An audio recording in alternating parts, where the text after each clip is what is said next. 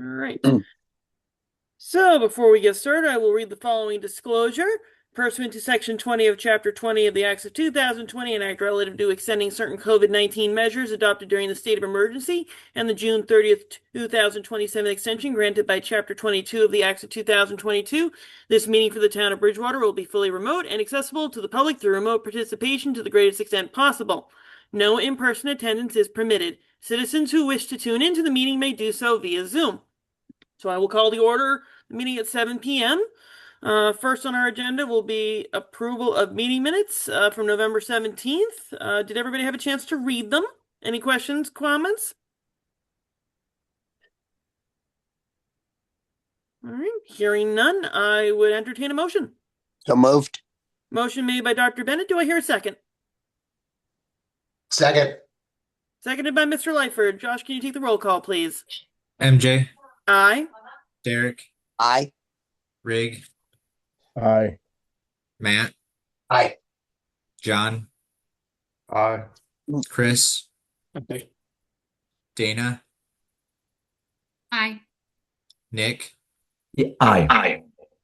Thank you. The motion was approved. All right, thank you, everyone. We will now move on to public comment. Before comments are made, I would remind those in attendance from the public, please state your name and your address for the record so we may have it accurately documented. Is there anybody from the public who would wish to speak? Going once, going twice.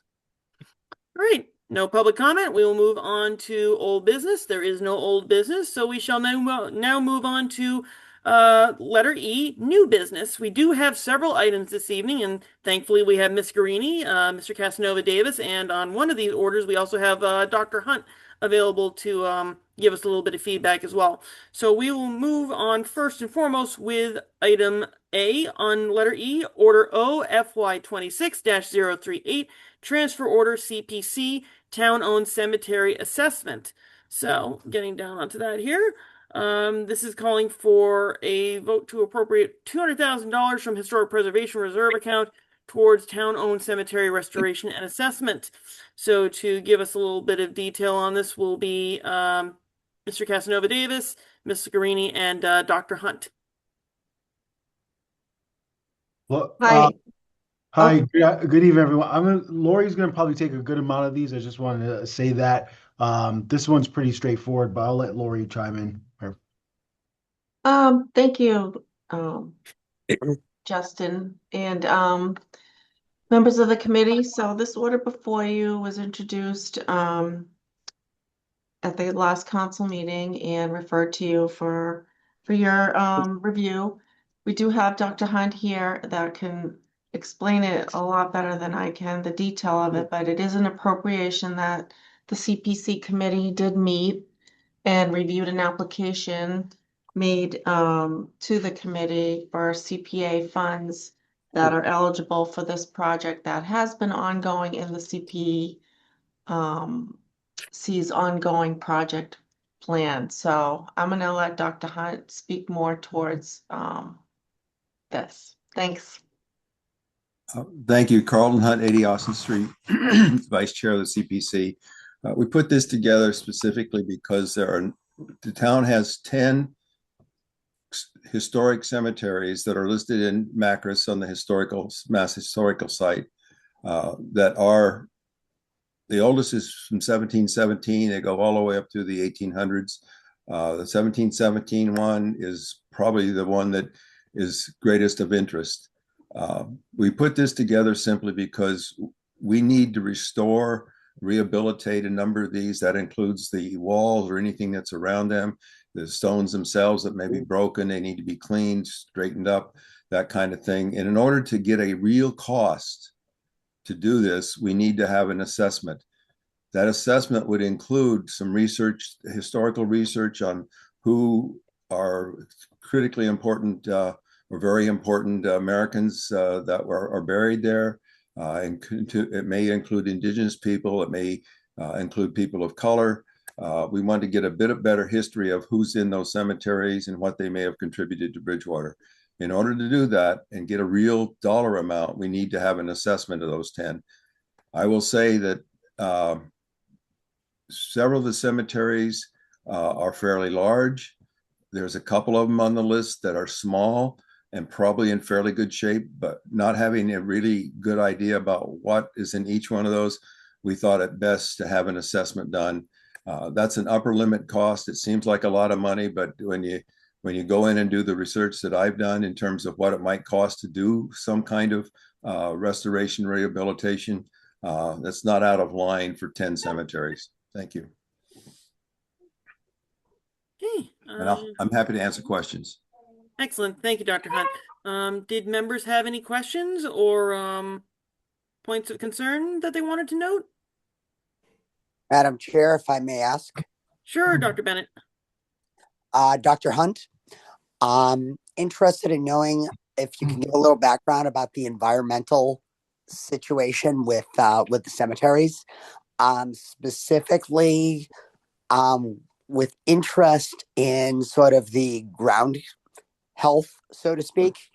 I am not an authority on vintage undertaking, but wondering what kind of environmental concerns might be at hand with such projects.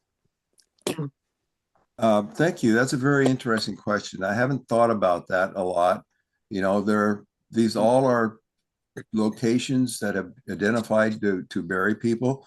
I don't have much information on the historic nature of a burial. And so I don't have an answer for that. I'm not sure if that would be part of the scope that we might, if this goes forward, to ask about that. So I'm going to have to defer and say I really don't have a good answer for you.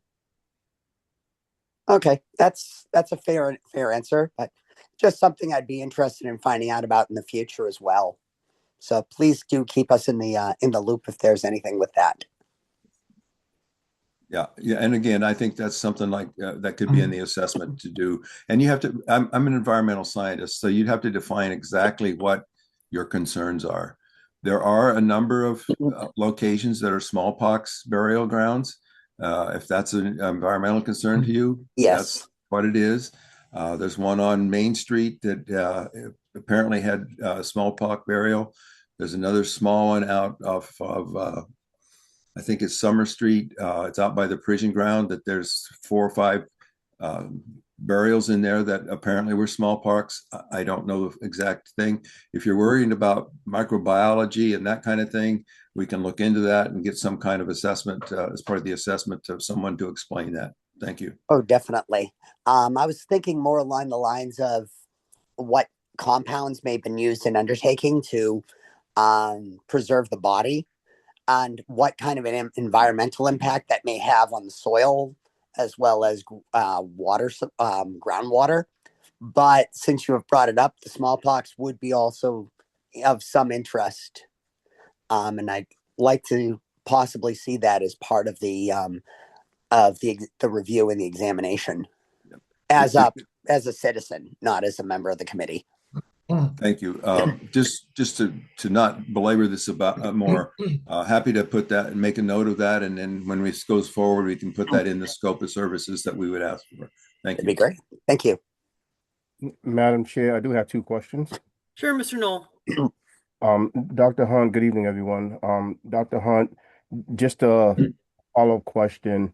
As part of this assessment, would any plot be interrupted in terms of, shifting, shifting the bodies, or I don't know what you call it, but that's along the lines. And the second question, just to put it out there, are any of these cemeteries, I'm sorry, let me back up. Are any of these cemeteries in use for any family members, for any of the deceased, descendants of the deceased?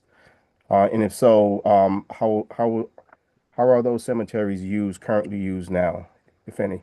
Another great question. To your first question, there would be no physical disruption other than if a stone, let's say a stone had fallen down and gotten covered over by dirt, If we find that, then there would be a decision as to whether or not to take that stone and stand it up. We would not be going into the ground far enough to, in fact, affect a buried body, that kind of thing. That would not be the purpose at all. It would be simply the memorial stones and any of the surrounding area. And my mind has slipped now on the second question. I'm sorry. Could you repeat it? Yeah, the second question is in relations to the usage of the cemeteries for any family members that are still alive. I remember a couple of years ago going down Auburn Street and being held up in traffic. And when I finally got past, there was a burial taking place in one of those historic cemeteries. But I don't have, the town controls those cemeteries, and I think the Board of Health has something to do with it. And as far as I know, there may be active, they may be used, but I don't have a good answer for you there. Okay, thank you. Did any other members have any questions? I Mr. do. Higgins. I do. So Doctor, you say in there this is only an assessment, and it looks like on the list there's about 2,000 headstones.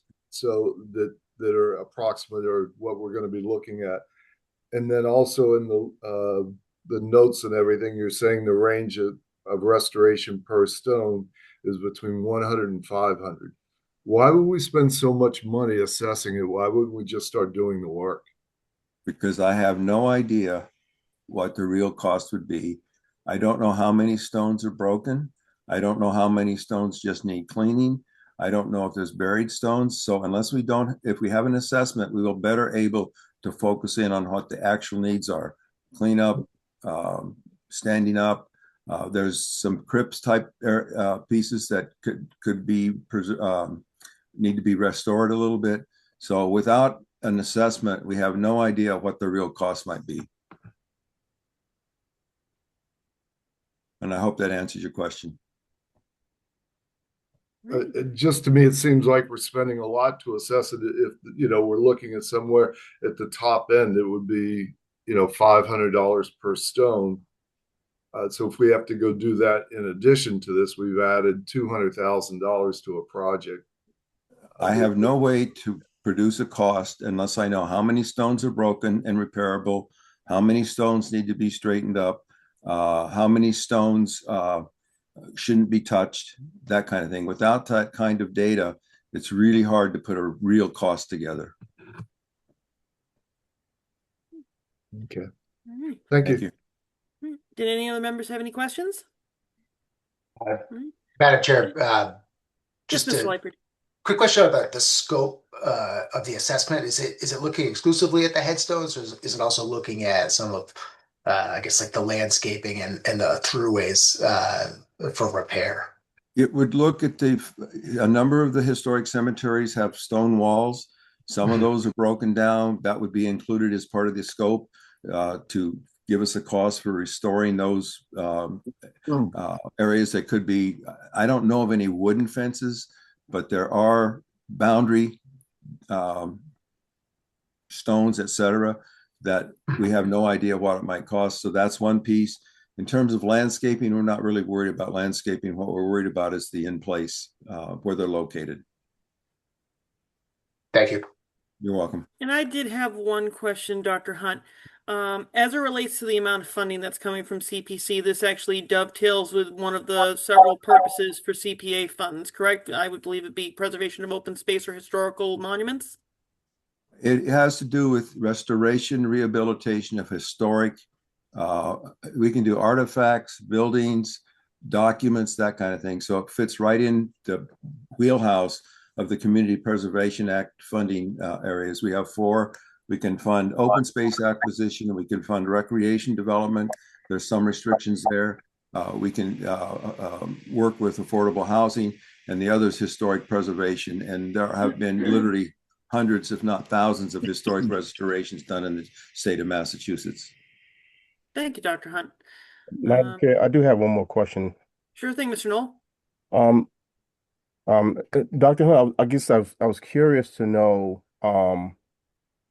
is there an opportunity to maybe explore and partner with institutions like like a university that's specialized in this kind of work, where there could be a cost sharing component to it. And to Mr. Higgins' perspective, rather than doing an assessment, perhaps partnering with an institution who could do the assessment and perhaps the work and have a shared component to it. So that way we're finding ways to kind of save cost. Understood and hear you loud and clear. At the assessment stage, I have done some research. I think I described it in the report. I reached out to West Bridgewater, has done 2 historic cemeteries that I know. They couldn't provide me with any information. I went online and did a pretty wide search for organizations that would have experience doing historic cemetery preservation. Found very few that really focused on that, but I do have communications from 2 of them that describe the process that they follow, et cetera. I think it's more likely that we would get funds to more likely to get funds to actually do the restorations through grants, historic grants, that kind of thing. In terms of the assessment, we can certainly look into that, and I can work with the town manager and his office to figure out if there are grants that we could apply for. Thank you. Excuse me. Yes, Mr. Palmieri. Can you get? I'm getting a lot of feedback on my microphone. You might have to log out one of your session connections, Nick. It looks like it might probably be either a cell phone connection or another Zoom connection. Okay. I'm going to put myself on. I can remove it real quick. Hold on.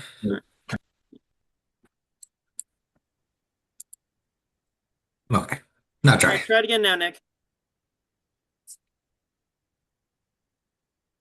You're muted, Nick. There you go. That makes a difference. Can you hear me You have now? the floor now, Mr. Palmieri. Never happens to me. Better now? Mm-hmm. Yep. Perfect. Okay. Thank you, MJ. Thank you, Josh. Carlton, I have a question. What about regular maintenance? Is that being done on these? On the actual regular maintenance, basically involves land, mowing yards, that kind of thing. In the town, highway department is my understanding, maybe Parks and Rec some, but the town highway department takes care of the cemeteries. This is really focused on the stones and the walls, that kind of thing. It's not focused on, and we do no maintenance on those stones. So, and CPA cannot fund maintenance of anything. Okay. Right, so this is really to figure out what we can do and if we should do it. There's 2 questions to that. Should we do it? If we should do it, how do we do it? And how much is it going to cost? Well, that kind of what is I'm leading to, I guess, is you would think that these would have hopefully been maintained.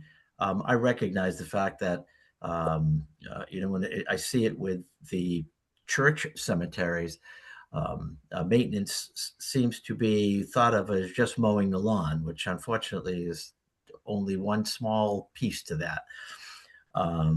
But I wonder if we are doing this kind of work and we're paying for this now, we're going to be revisiting this because obviously this is going to happen again. Things erode if they're not maintained. So how do we address that from this perspective? Since they'll be coming back to the town, or whether it's the CPC, or looking for money at some point in the future. One of the requirements that we have in our policies and procedures for Community Preservation Act, any project that we fund needs to submit a maintenance plan with us. We cannot fund the maintenance plan, but we ask for and insist on a maintenance plan be submitted as part of the application. That's the best I can do for you right now. And again, it comes back to money. It comes back to the will of the town and other people. Do we want to let it continue to decay, or do we want to take care of it, get it back to a good place, and then go forward with that? I think if we get it in a good place, future maintenance might be much less expensive than if we don't. But that's just my thinking. Thank you for the question. Yep. To build Well- upon Mr. Palmieri's question, and either to you, Carlton, or to Justin, I can't recall. Does the town have a cemetery commission? Because I feel like this would also be something that a cemetery commission would likely also bring forward or have purview to ensure cemeteries are in good order to ensure that what work is done is then preserved going forward or is brought to the attention of the town for future maintenance needs. Josh, correct me if I'm wrong. I don't believe we have a cemetery commission. I'm pretty No, sure we not that do. I'm aware of. Yeah. If- I think Carlton sort of summed it up, and Carlton can add to it, but I think in terms of town maintenance, as the DPW department does maintain it in terms of mowing, et cetera. I do think it is a question of funds and availability of those funds, but in terms of mowing, maintenance is done by the Department of Public Works. Is it something, Justin, that at some point I recognize, DPW usually has their plate full with certain activities throughout the year. Is it possible this is something that could eventually be transferred as an operation over to Parks and Recreation? I know some towns do oversee their cemeteries as part of the Parks Department, with some work being done by DPW, more like debris removal or branch removal, but other care and upkeep is done by a park department. Is that something that the town could explore at a later point? Obviously not for this item right now, but something to look forward towards the future, as this could be a start of something towards that. It's possible. I mean, I would say that it's funny about I had a meeting with Jim today with Josh, and we were talking about this actually. One of the refrains, and this is a refrain from a lot of our departments, is the bandwidth and the capability for departments to handle it. There's a part-time admin assistant in the recreation department. There's a part-time park steward. We have our Jim Small, who's our rec director. I think there's always opportunities to take a look at that, and I think there's a discussion later. But departments are going to say bandwidth, right? Thank you, Justin. Did any other members have any questions? All right, hearing none, I would entertain a motion. So made. What is the motion, Dr. Bennett? Motion to, excuse me. Motion to recommend to council to support this initiative. All right, motion is made. Do I hear a second? I'll second that. Seconded by Mr. Knoll. Josh, if you could take the roll call, please. MJ, Aye. Derek, Aye. Rig, Aye. Matt, Oh, you're on mute, Matt. Sorry about that. Aye. John, No. Chris, No. Dana, Aye. Nick. No. Thank you. The motion was approved. All right. Thank you, everyone. Moving on to the next item, Order OFY 26-039, acceptance of donation from McBee Enterprises doing business as McDonald's. This one is for an amount of $3,000 to be gifted to the Bridgewater Police Department for Canine Love. I'm guessing that's one of our canine units? Yep. All righty. Yep. Thank you, Mr. President. So yes, this order is an acceptance of from McBee Enterprises, which are the owners of the local McDonald's, and they they've donated $3,000 to go in a gift fund for the police department and their 2 dogs that they have. So the dogs can do special things, demonstrations. They go to the school. So this is a little fun that they're able to do things that are outside the normal operations of the department with the canines for the community. So Did any members have any questions? Guess this is fairly straightforward then. Hearing none, I'd entertain a motion. So made to accept. Motion made to accept, made by Dr. Bennett. Do I hear a second? Second. Seconded by Mr. Palmieri. Josh, can you take the roll call, please? MJ, Aye. Derek, Aye. Rig, Aye. Matt. Aye. John, Aye. Chris, Aye. Dana, Aye. Nick. Aye. Thank you. The motion was approved. All right, thank you. Now we'll move on to Order OFY 26-040, Transfer Order, Water Capital Fund Transfer. It shows an amount of $620,000 to be moved from water retained earnings capital outlay to the following items listed below to sum up to the total of $620,000. Transfer will fund capital infrastructure needs at High Street Water Treatment Plant, improved dehumidification system at the plant, and also for 2 units for Carver's Pond Water Treatment Plant. For additional details, I will hand it over to Ms. Greenie and Mr. Casanova Davis. Thank you, Madam President. So this order before you does fund 2 infrastructure items that have been in the queue for the water department. The High Street plant had some design work that did not have I don't know, there was an issue with the original engineering that we're bringing up to speed so that everything can be settled with the new water treatment plant. This is the last step of the completion of that plant, and the 50,000 is for the replacement of the dehumidifiers that are in the Carver's treatment plant. So that's what this is for. So this has been in the queue for probably since last summer, and it has been on their capital plan. So All right, then. Before other members ask any questions, I actually do have a couple questions. One, for the item for the part for the High Street water treatment plant, was this part of the punch list of stuff that had to be finished before the plant came online? Or is this stuff that arose after it came online and started operating? well, it was part of the original, the whole project. So it hasn't been able to be done until now. So it was slated to be done after the treatment plant was up and running. But the engineering and the ongoing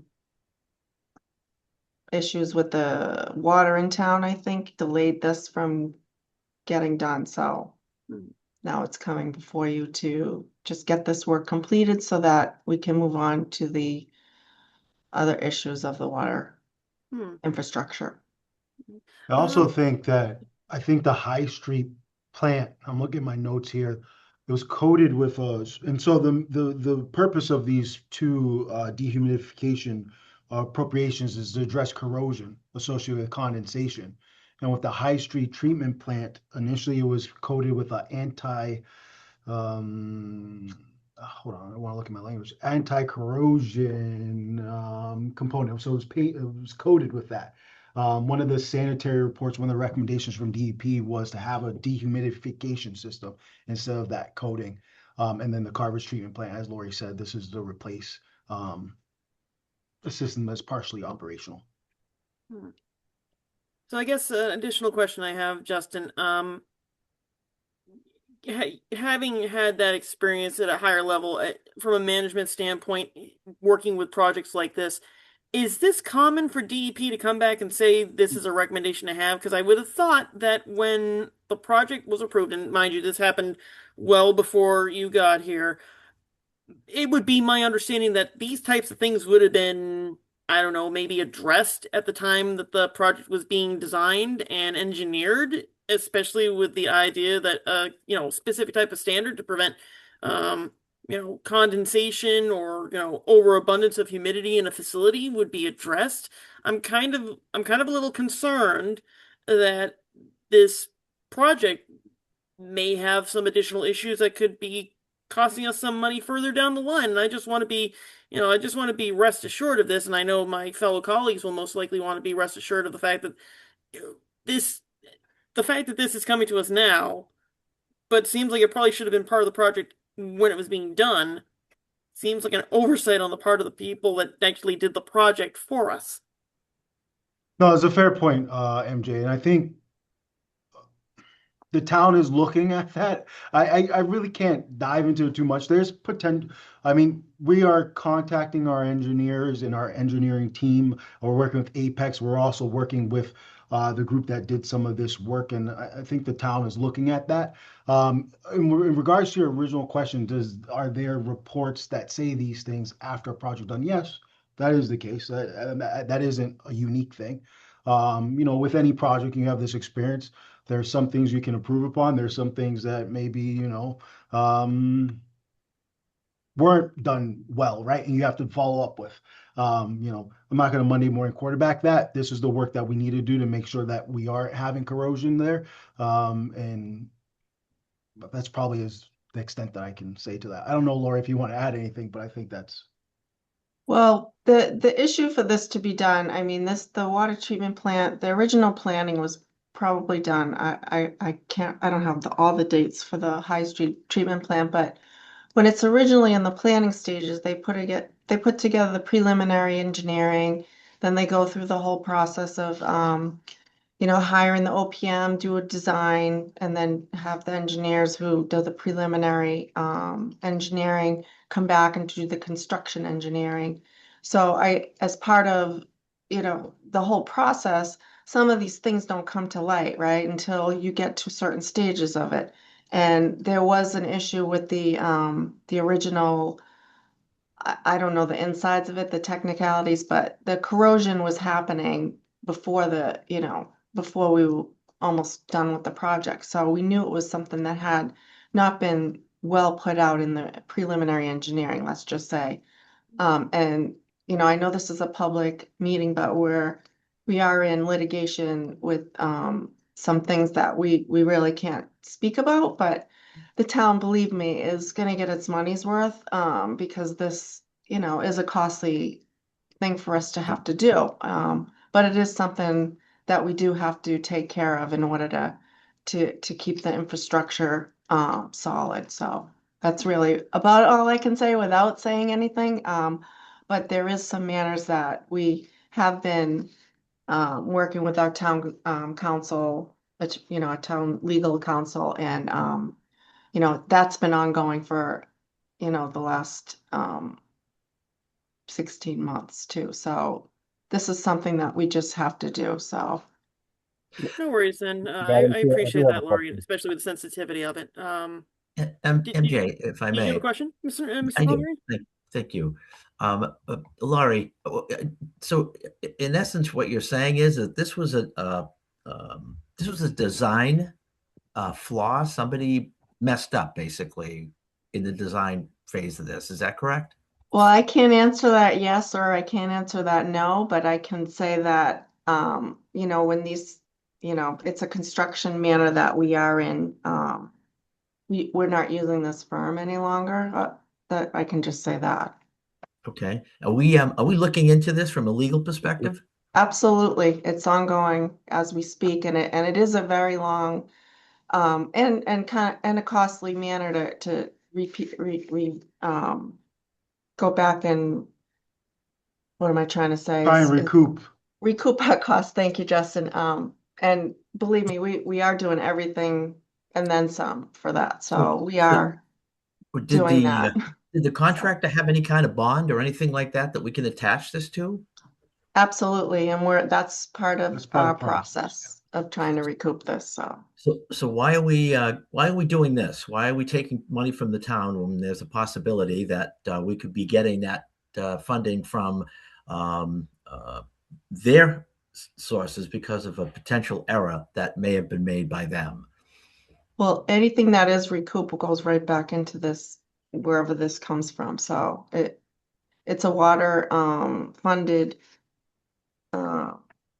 project, and Lori, the just to water keep it funds. simple, it's work we need to get done. And Lori's absolutely correct. If we do recoup any funds from it, it's going to go back to the water retained earnings. But we have to do that work. I totally understand that. But we have the voters that we have to take and go back to with something like this. So, just like at home, you would have a problem, and then you'd look at your insurance to see if you can have this covered by insurance. And let's say insurance doesn't cover it, then you also have the capability of potentially legally going after the contractors who did the work. And I So understand that's all the same process that we're doing, but it is also leading to corrosion. And let's say that you do not get that work done and the costs significantly grow because of that. So what we need to do is we need to address that issue, but exactly what we said before, we are going through that process. We obviously can't go into detail of, but we are going through a litigation process and we're advocating on behalf of that. But it's work that we need to get done. Okay. Justin, sorry, Nick. Yeah, no, that's okay. The other additional question I would have, I'm not sure if this will actually link up with it, but I know the EPA had an administrative consent order on the town for water to be done, I think, before the end of the 2020s. Is this going to delay that in any way? There was some sort of, if I remember correctly, when I was still in the town manager's office, there was some sort of order that the EPA basically told us we had to do regarding water quality, water content. I want to say it was like, I believe 2028 or 2029. I want to make sure that we're not going to like delay or detour any of what our requirements are supposed to be, regardless of whether or not, current administrations in office notwithstanding, whether those rules change or not. I want to make sure we're still compliant. Lori, I don't have any sort of knowledge in regards to what you're directly asking, MJ. I'm not, No, to I my mean, knowledge, no. yeah. I looked at our recent sanitary reports and things like that from DEP, for example. I haven't seen anything associated with that, but we can Yeah. follow up on it. I haven't also seen that this is something that affects the consent order. This is No. something that just has to be done for the simple fact that there's corrosion occurring inside the tanks that we have to address. So. Okay. All right. Thank y'all. Did any other members have any questions? Yeah, Madam Chair, if I could. Yes, Ms. Sullivan. I just want to ask about the timeliness of this request. So, Justin, you were sort of getting at this, but I want to put a finer point on it. You mentioned we've known about this for a while. Sort of why now, and what is the risk if we don't complete this work in a timely manner? Yeah, I think so. Part of this is to try to get ahead of it. If you look, if in the sanitary report there's evidence of corrosion, it could ultimately lead to more corrosion. So what we want to do is we want to get ahead of it. We don't want these costs to mount up with inaction. So one of the recommendations from the DEP is to install these dehumidification systems. I know it's been on the water department's radar in the past. And so, we have those funds. These are what retained earnings are available for. We want to get ahead of it. Do that work, and then obviously if we get any funds associated with recoupment of how this project was done before, we will put it right back into the water retained earnings fund. And in order to, if I could just add on to that, it's a great question.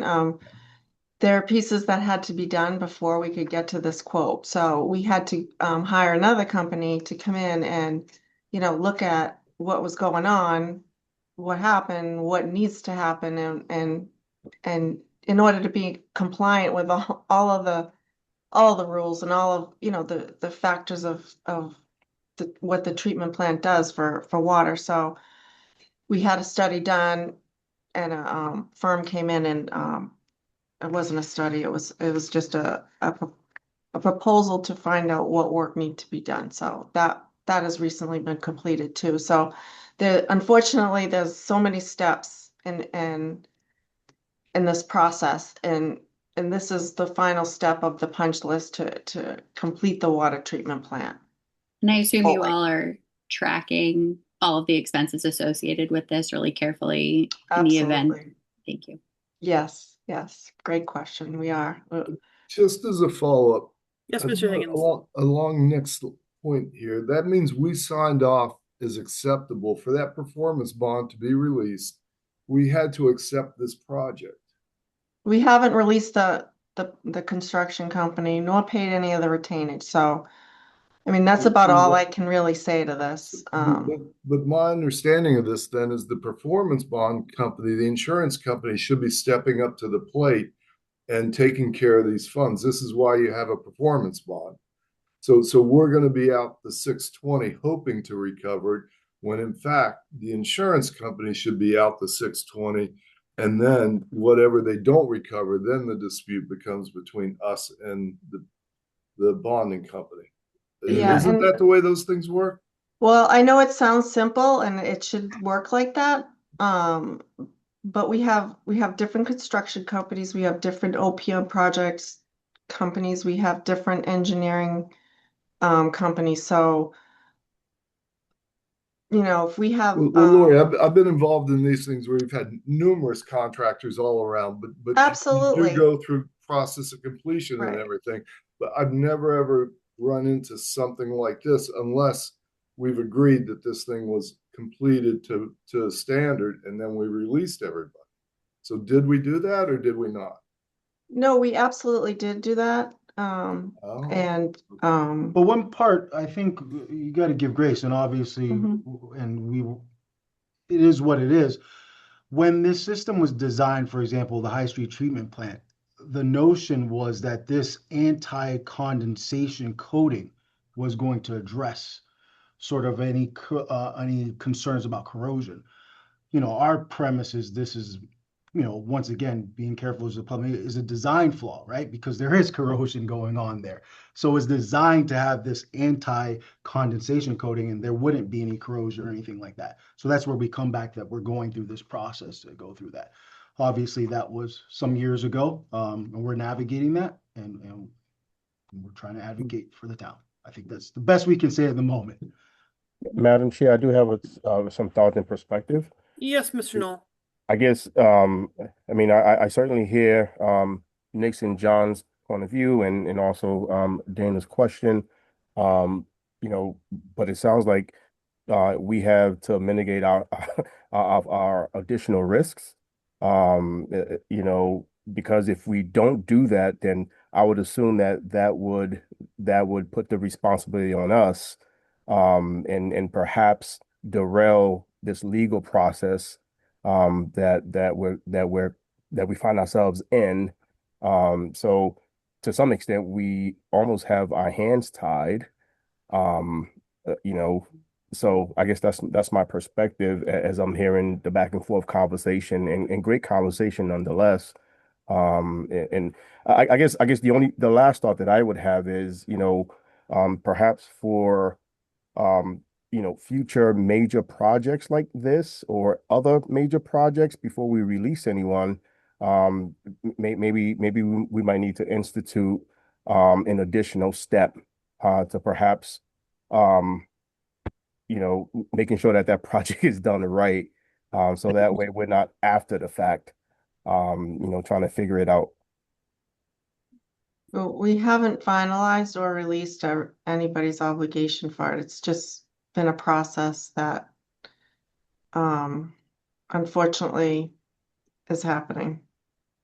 Thank you. If there aren't any other questions or comments, I would entertain a motion. Motion to approve. Motion made by Mr. Knoll. Do I hear a second? second. Seconded by Dr. Bennett. Josh, could you take the roll call, please? Oh, Josh, you're muted. Had to happen sometime. MJ, Aye. Derek, Aye. Rig, Aye. Matt, Right. John, no. Chris, Aye. Dana, Aye. Nick. No. Thank you. The motion was approved. All right. Thank you, everyone. Now we are moving on to our next item, Order OFY 26-041, Transfer Order for Sewer Capital Fund Transfer. We will be transferring the following amount of $840,000 from sewer retained earnings capital outlay to the wastewater treatment plant RBC number 8 replacement and water waste treatment plant phase 1 non-SRF funding. So there's the breakout there from the 840,000 down to 340 to 500,000, and then that comes out to be the total of 840,000. Here, the transfer will fund capital infrastructure needs for our new RBC number 8 replacement at the sewer wastewater treatment plant and also fund phase 1 ongoing construction of non-funded SRF funding. And I believe for reference, RBC, I believe it is the rotating bacterial collector, which is at the wastewater treatment plant, and then SRF is, I believe, state revolving fund. I will pass this over to Ms. Greeny and Mr. Casanova Davis to give us more elucidated details. Thank you, Madam Chair. So, this is the sewer capital transfer from retained earnings. Exactly what you said for the RBC number 8. It's a replacement of of that technical biological piece of metal. I can share with you guys. So annually, we try to do at least one of these or every other year. Inside the sewer operations budget, we budget plentiful for any kind of maintenance and care of any. But every few years, we like to replace it before anything fails so that we're on top of that. Let me just see. Okay, get this. So there is a replacement schedule for these RBCs, and over the past few years, we've replaced 4 or 5 since I've been here. And let me see if I can share my screen real quick. Sorry.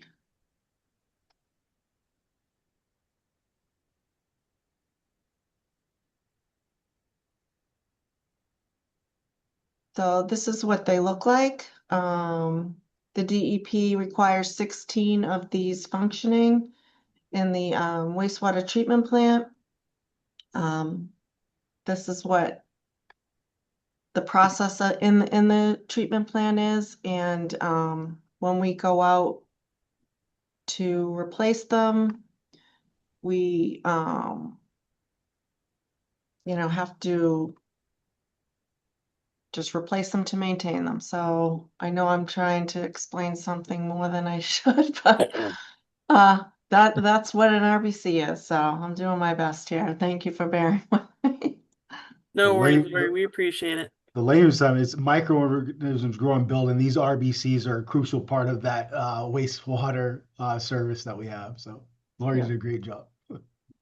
I remember our previous water and sewer director, Jonas Kozlowskis, giving a little explanation about this a few years back when they had to replace one of the RBCs previously. It's got a specific type of media in it, if I remember correctly, Justin, that collects some microorganisms and finds a way to dispose of them by rotating around in the wastewater itself and to help treat the water and to make it turns it from gray water, I believe, to treated water. Oh, you're muted. Saying correct, you remembered. Well done. I try. Did members have any questions or concerns regarding this one?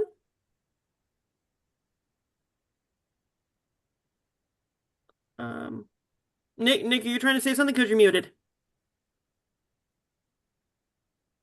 No, nothing. All right. Hearing no questions, I guess. Motion? Motion to approve. Motion made by Mr. Leifer. Do I hear a second? Second. Seconded by Ms. Sullivan. Josh, can you keep the roll call, please? MJ, Aye. Derek, Aye.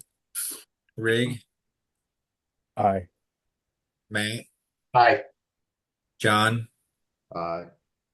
Chris, Aye. Dana, Aye. Nick. Aye. Thank you. The motion was approved. Thank you, everyone. We are moving on to our next item here, Order OFY 26-042, Transfer Order for General Fund Capital Plan Transfers. And the explanation given is the transfer will fund 2026 Town General Fund Capital Outlay expenditures, which I believe are detailed in the list following with the order itself. And it looks like it's to the tune of $1.583 million from ambulance receipt reserves, reserved account, capital stabilization, to the several items that are listed there for uses of funding, ranging from technology items to other infrastructure.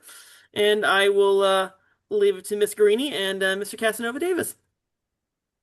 Lori, Thank you, Madam before Chair. you chime in real quick, I just want to Yep. say one, I appreciate Lori and the finance team and the department heads for their work in putting this document together. It takes a bit of work. I know last year, for example, we did this in February. But our team really wanted to get ahead of this, allow us to get focus on the fiscal year 27 budget. So Lori and the team, they work really hard on this. So I just want to say thank you. Good job. We're also excited to talk about some of these capital projects. There are some things that we haven't done before, like the roadway improvements part component that we're adding here. So really looking forward to discussing this. But Lori, you can take the wheel now. Yeah, I mean, thank you, Justin and Madam Chair. So if you go to, I think that the orders were a little out of order because the adoption of the 5-year capital plan is Order 45. And this is the actual appropriation of adoption of that document. So I'm hoping that everyone got a chance to look through that and just know that that is, you know, a document that's always in flux. It combines all of the needs of all the departments, the various buildings, the various operations, you know, to work for the town, you know, that we're always updating. So sometimes we might have things in the queue, but obviously priorities come up and things change. So if you do see in that document, we did have some of the school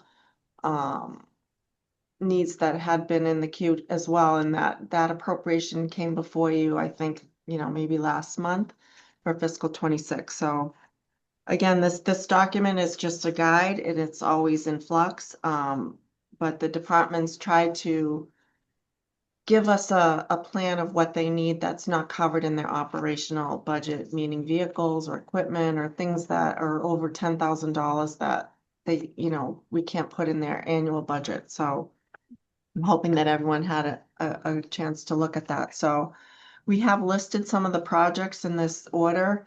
The ambulance receipts reserved, if you'll notice that 141, that goes to fund the ambulance supplies and one of the new ambulances that is coming online. So when we buy the ambulances with the ambulance receipts reserved, for example, we have a fleet schedule for the length of time that the vehicle is on the road.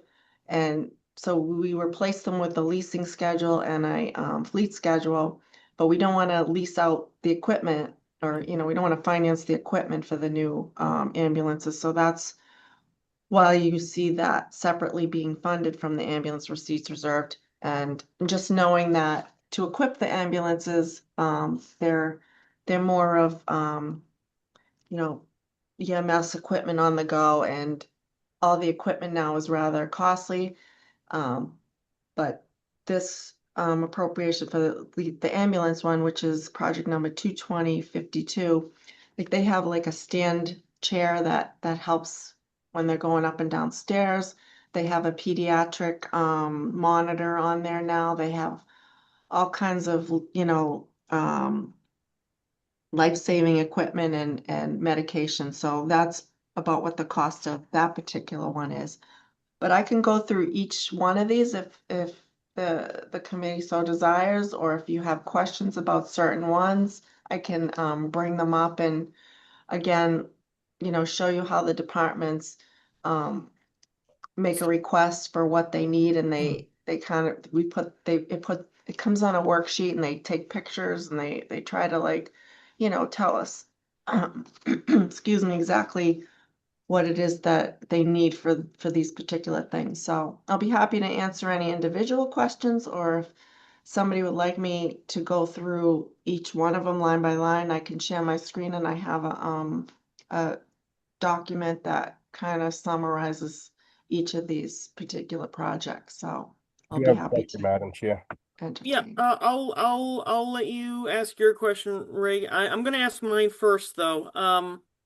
Looking at this order and then looking later on to the 5-year plan that's listed at the end of our agenda, I'm kind of interested to know, why does the Academy building not have any items on there other than, I'm guessing, the computer room, the server, it's basically the in-house server farm.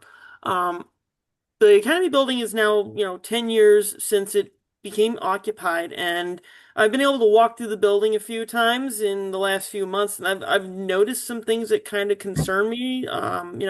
One broken light fixture in the back staircase near the parking lot, cracks in the walls in the council chamber, some pock marks here and there throughout the building. How come some of that stuff hasn't been addressed yet from a long-term perspective? Because I know that when the townspeople entrusted us to, oversee and make sure that that building was done right and would be good for the next, as one of the project managers said, would be good for the next 80 to 90 years. Why aren't some of those items being put on the list? Because obviously the building's starting to settle, and obviously over time, a building is lived in. It's going to have a little bit of wear and tear, and also from the exterior side of things, it could use a bit of a power wash or a repaint. Great question. Some of it is maintenance and some of it, I can't really speak to the cracks or I'm sure that if there was something that was there that needed to be done, it would be brought up to Justin. The facilities manager has a maintenance system that he's looking at this. I can't really speak to directly why something that you're asking for isn't on here, but I know a lot of these, there was a lot more asks than this in the program, and there's only so much. We had to prioritize, things that were more needed than others, I guess. And I can just turn this over to Justin if Yeah. he wants to address that a little bit. No, Lori, I think that's good. I think part of that process is, there's obviously usually when you do a capital improvement plan, there's obviously a lot more requests than there are funds to do these projects. I do know that Chris, who's our facilities manager, there is a maintenance portion of the budget, the operating budget, that he's able to address some of those things like the light fixture that you had mentioned before. I think even recently, like the HVAC system, that's something that we're concerned about, and we want to look at that as well. Some of these issues weren't put as capital improvement projects, but I know we're coordinating and collaborating with Chris to address some of these little things as part of the operating budget that is available in his department, in his division. All right. Thank you, Justin. Mr. Knoll, you had your question, correct? I did. Yeah, yes.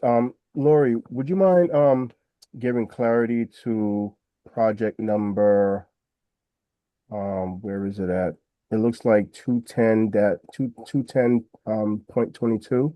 It says replace 2 police vehicles, 1 specialty vehicle. Is that a total of 3 vehicles? Is that actually 2 vehicles? 1 out of the 2 is a specialty vehicle. And what is that specialty vehicle that we're looking to replace? Sure, let me pull that right up for you. So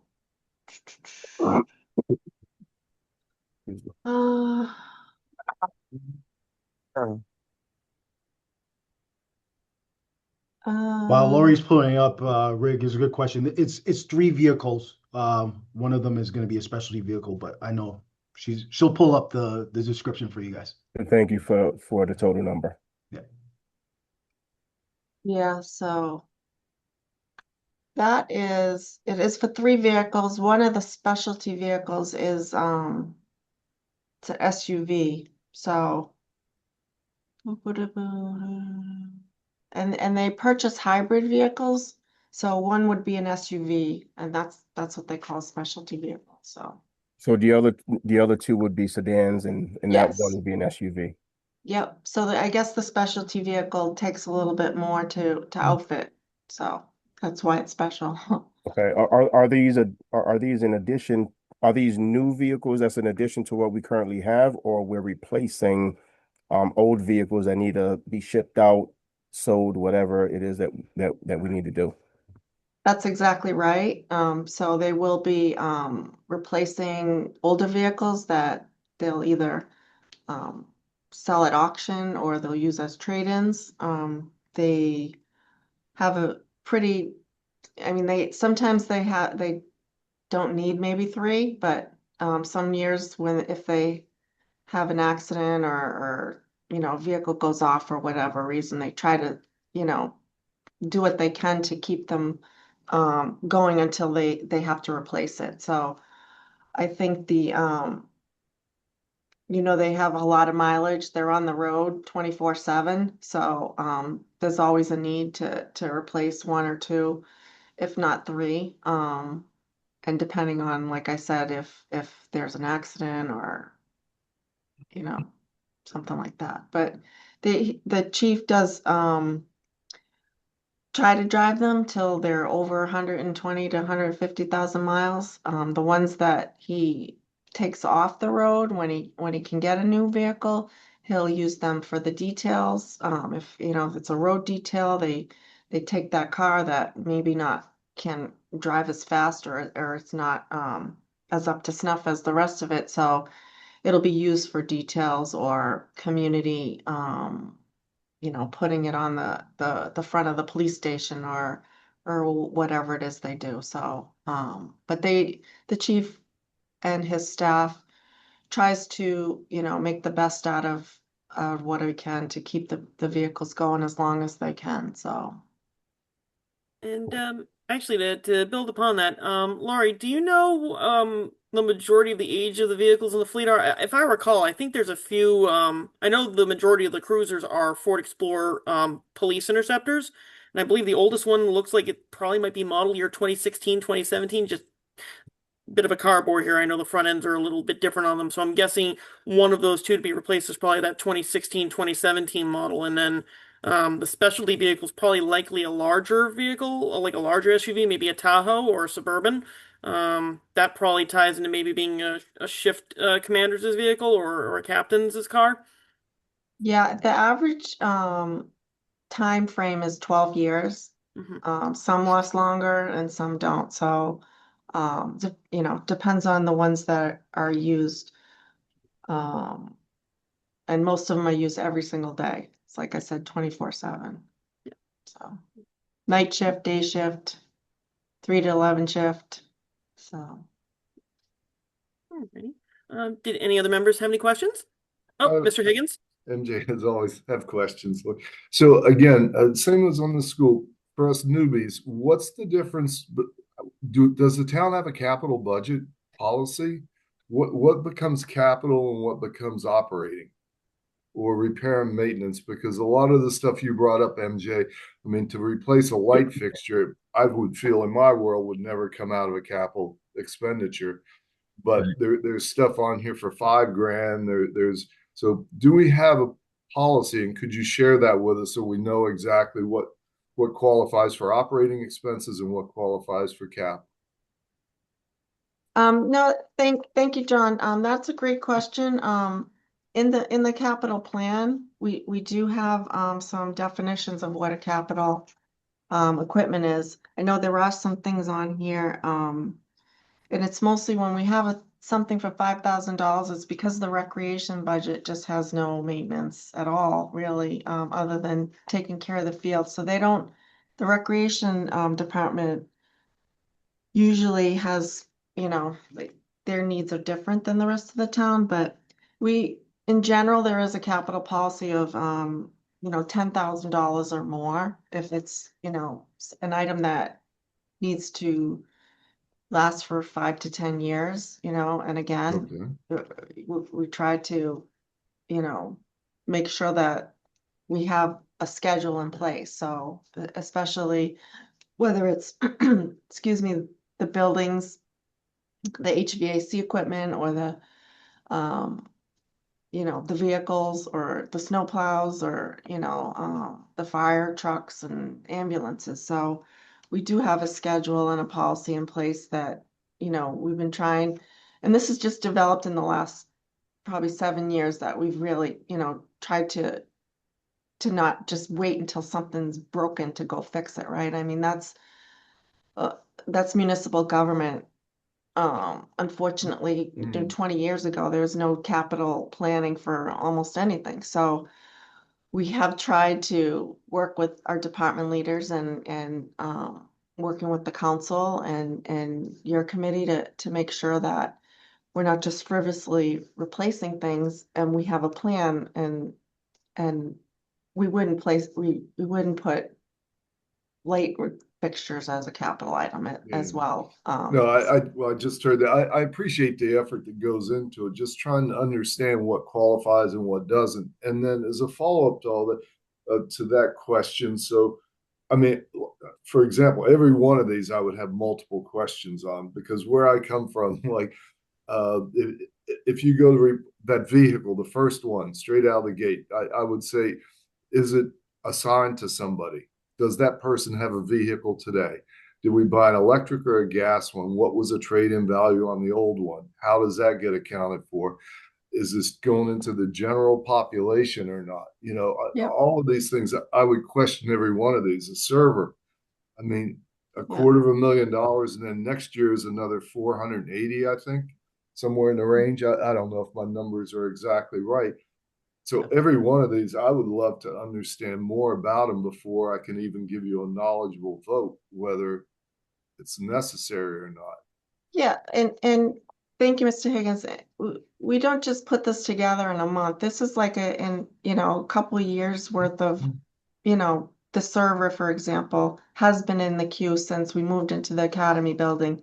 And so we do sit down with the department leaders, the town manager, and it goes through the process of what is the importance of this. We look at the whole picture. I mean, you have to look at a high level and then drill into what the priorities and the needs are.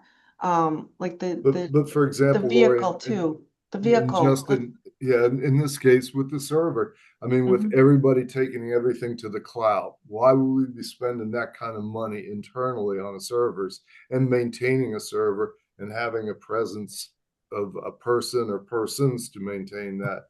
A great I don't question. know. I mean, has it been And looked at actually, at that level? yeah, that's a great question. And I can chime in a little bit, but I do take the question. Actually, I think it's a good question. I'm glad you do have questions, John. Hmm. I think typically we haven't had department heads come and talk about capital.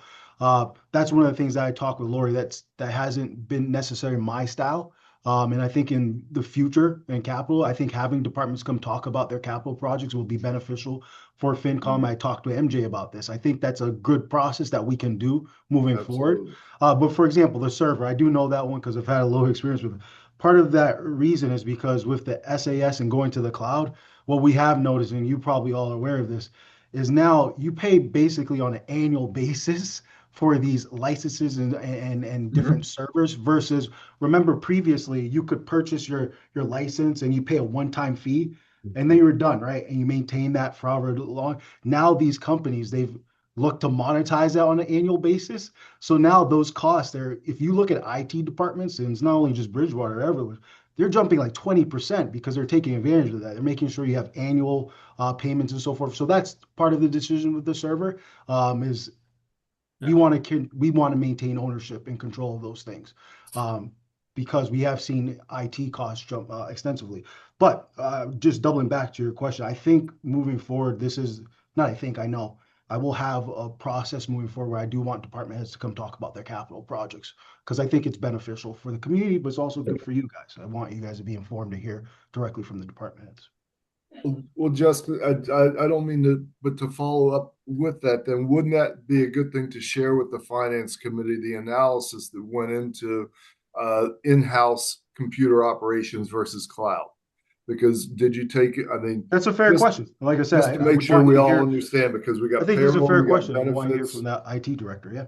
Yeah, I mean, those would be things that would be very helpful for, I think, well, I'll speak for myself. It would help answer a lot of my questions that we've actually done the work. Not that you didn't do the work, but I understand if you're asking me whether I want to spend $800,000 in the next 2 years on computers, I'd love to know exactly how that analysis works out. You know?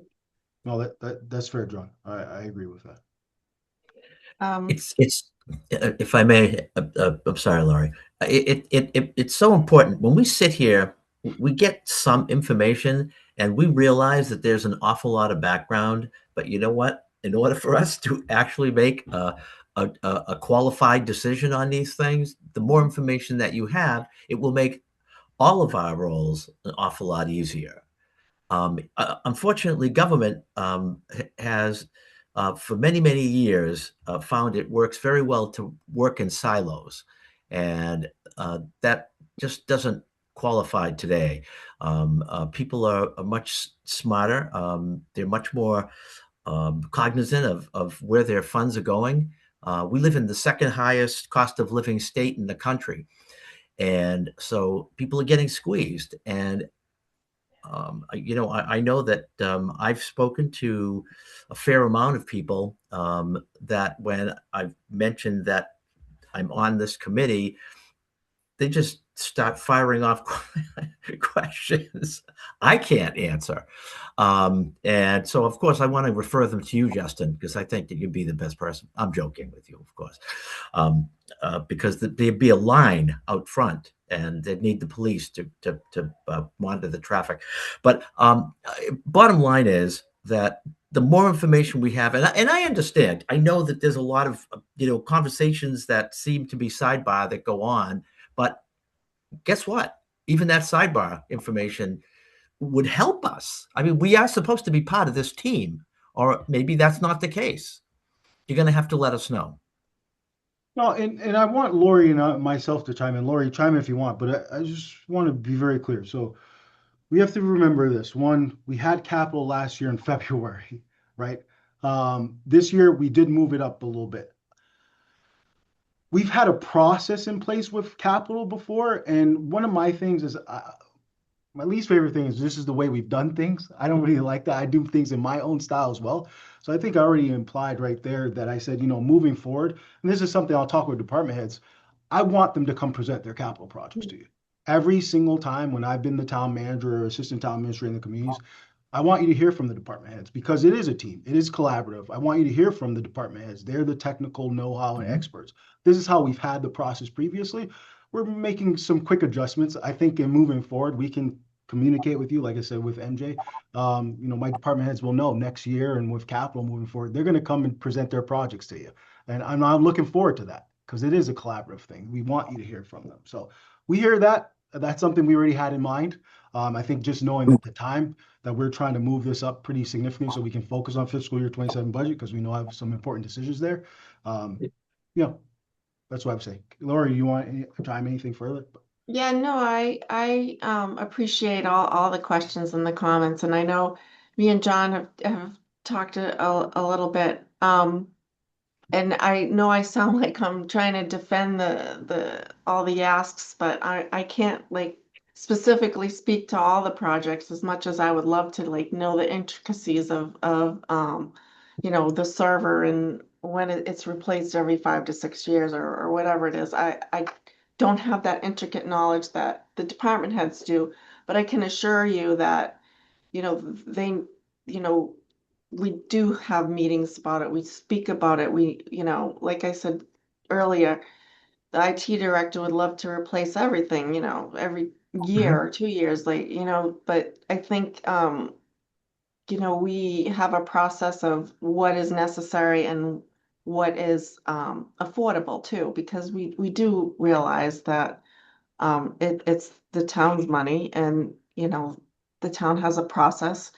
We also have I think, which is a pretty good process of, putting together, the needs of the reoccurring infrastructure and equipment needs of the town. So the departments, again, can speak to each one of these, and I do have a document that I can share with all of the committee members that has a summary of the many, many documents of each and every project that is in the capital plan. If you go to the capital plan, there's a whole bunch by department of different things. So, I apologize if I sound, a little like, I know Nick and, and I'm like, oh, we are doing that. I just know there is a lot of work here being done on this end and you see it for the first time and you want to know all about it. And I get that too. And I just wanted to tell you that, I am here to help you and it would be helpful, like Justin said, that number one, the department comes in and can clearly answer your questions in a matter of seconds. And in this forum, it's difficult too because we're online. So, I'm doing my best here to help you all, and I just wanted to let you know that I hope you don't see me as like trying to defend everything because I sometimes just, I've seen this stuff like, for for weeks I've been staring at it. So, and then when I go to speak about it, it's like, I don't even know, So anyway, that's my spiel. And I do appreciate all the questions though, because I love it. I think having the detailed conversations with you as your committee, because you talk to all the people, so you can say, well, that's for this and that's for that. Like because you've heard all about it, and I want you to know all about it because you are one of the communicative tools that gets all this information out there. So But Laurie, thank you. Yeah, what you said, you and Justin obviously are the point people. Sure. That's your job to take the onslaught as it comes. Yeah. Our job is to Absolutely. understand these requests. Now, I recognize that the police chief had to justify the reason that he needed those vehicles. We don't Right. see that justification. What we see is that we're going to Absolutely. replace 3 vehicles, and we have to make that decision.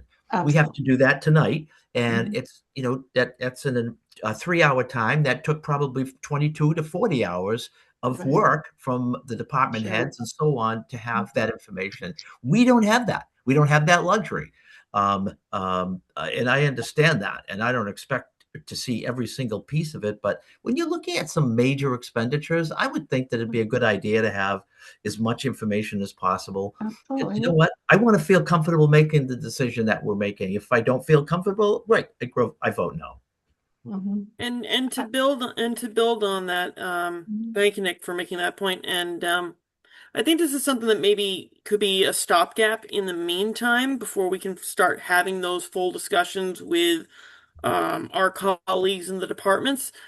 Justin, is it something that perhaps maybe they could give us maybe like a quick memo or a quick annotation about what they're looking at? That way, when you or Lori are before us, that can just either quickly go on screen or can be included in our meeting packets. Because I think, in the unlikely event that a department head, say for instance, the police chief or the fire chief, have something on the capital plan and they wanted to say something about it, they aren't able to make it, they can at least give us like a written quick note about it. I think that's something that's a good stopgap. It might actually be able to lead into, especially when we finally get back into one day being in-person meetings, it might be helpful just in case it's like an executive summary of sorts.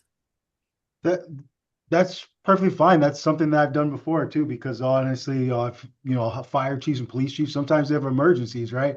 I had, for example, they were scheduled to come for a capital improvement plan. There was an emergency. They weren't available, but they had an executive officer or someone who could do it. I'm confident. I know, and I'm telling you this, next year's capital improvement plan is going to be different. We're going to have a different process. I think we had to have the same process this year based on, like I said, we're trying to move this calendar forward because we want to focus on fiscal year 27 budget. My style is I want you to hear from department heads. For example, there's a multitude of ways we could do this. We send you the capital plan in advance. The committee goes through there and looks, hey, you know what? In particular, the server room was mentioned. We'd love to hear from the CIO officer. We don't need to hear from the rec director. We know fencing. We all decide, and we don't need to hear from them. But we'd love to hear from the CIO director. We'd love to hear from our fire chief about ambulances or fire. You communicate to us. We try to schedule them to come in person or provide a memo or whatever. So it's an easy way to navigate it. I know we'll navigate in the next capital improvement plan. Thank you, Justin. You're welcome. Did any other members have any questions or comments? I would advocate for both the memo and also the conversation. You can't question the memo, but it gives perspective. So thank you, Justin, for helping to make that happen moving forward. Yeah. And thank you guys too. I think this is going to be good. I like this iteration of the FinCom committee. Lori and I's background is finance, and this is good. We believe collaboration. I think the the word was team. I say that often. We are a team. And as Lori said, the more you know, the more we provide that information. It's good for the community in general too. So we're on the same page. And to make a further note, this is why I'm glad we were able to get a full member commitment finally together, I because like it. we now can have these conversations, which I'm very happy about, and I say that's a feather in our cap for the committee. That being said, are there any other questions or comments, Ms. Madam Sullivan? Chair, yeah, if you could help us understand how the $1.4 million you're asking us to vote on today relates to the 2.4 from the Capital Stabilization Fund later in the plan. Are we to assume that we're going to have a subsequent vote for additional projects in this fiscal year? Great question. Well, that's Lori, great. Yeah, see, this is why Justin and I love this. So it's like, oh, they're reading it. Yay. So part of that 2.4 was the 976,000 that you already approved for the school. That was a couple weeks ago, so that is part of that. And then we also made an appropriation for some lease payments for some ambulances, snow plows, I think, John Deere tractor that was already in, and you could see in those lease payments, like they're usually 5-year leases, so you can see, it's 3 of 5, 4 or 5. So the culmination of those 3 appropriations would equal up to that 2.4 coming from the general fund. Yeah. Good question, Thank Ms. you. Sullivan. All right. Did anybody else have any questions? I thought There I he saw is. I saw you say something, John. Yeah, just to follow up. So Lori, sometimes, and Justin, and for people who don't know me, sometimes I'm rather abrupt. I don't mean to be attacking you, but I do appreciate all the answers, and I do like, but I can't change. I'm way too old to change. So, but as a follow up, do we have to approve this tonight, MJ? For again, Right, I'm new to hold it this, off. and can we wait to get more information, or how do we do this? Yeah, Yeah. I was going to actually ask that question, Laurie, since that was some of the kind of concerns and questions that seem to be coming from the membership. Is this something that we could hold off on, or is it for the reasons of expediency and necessity? You can Or hold are we off. supposed I to go mean, forward tonight? I was shocked that you were meeting before Christmas. I was like, what? They're gonna meet this week? What? Well, the Budget and Finance Committee loads our agenda. We've got to meet. Yeah. So, but is there a level of expediency that is precipitating or necessitating us to act on this evening? Well, January 6th is the next council meeting. Mhm. So that's when it goes back to them, I think. I'd have Yeah. to check with Deb if it's a public hearing or not, because it's the Capitol.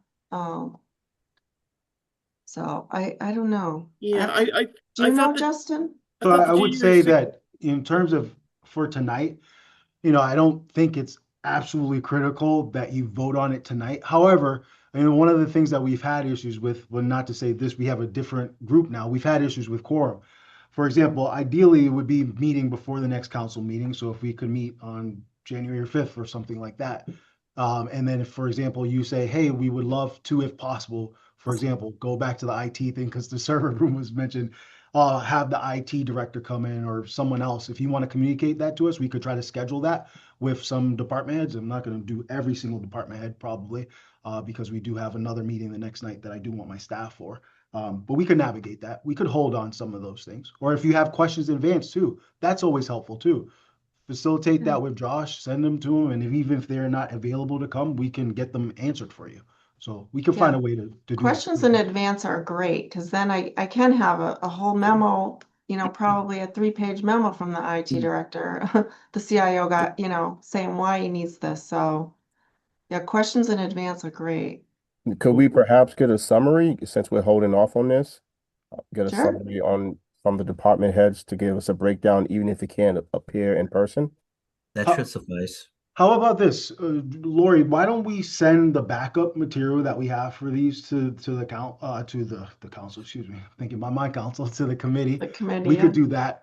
Have that information. You have some time over the holidays. I know you don't want to worry about the holidays and you want to read the capital projects. Well, I'm sure you guys Of course will we be do. busy at that. Absolutely. So You'd be we'll- surprised how much I need for reading material. I know. So what we'll do is we can send that over to you all. And then, like I said, I think from you all, for obviously working with Josh and not, violating open meeting law. If you have some other questions, send questions in advance, or if you have a particular department you'd like to hear from, we can try to coordinate that for you. Yeah, absolutely. Yeah, I like that. Thank you. Thank you, Justin. Thank you, Lori. So with that in mind, folks, it sounds like from what I'm hearing from this conversation is that members may wish to postpone this particular item off to January 5th to then make a full vote, and you would be sending Josh questions that he will be able to disseminate to the town manager to get information from the staff in the hopes that we might even be able to get some of the staff to show up at that meeting. Is that what I'm hearing for the desire of the committee? That seems to be the consensus. Indeed. Okay.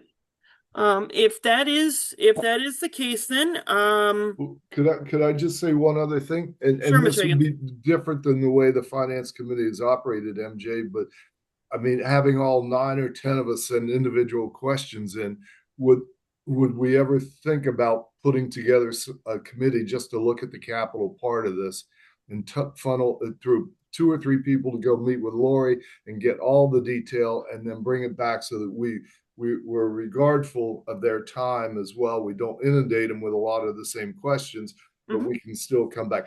It's a whole different way of doing things, I know, but I mean, just a different thought process. That's a very good question, Mr. Higgins, and the finance committee does have the ability to create subgroups or working groups.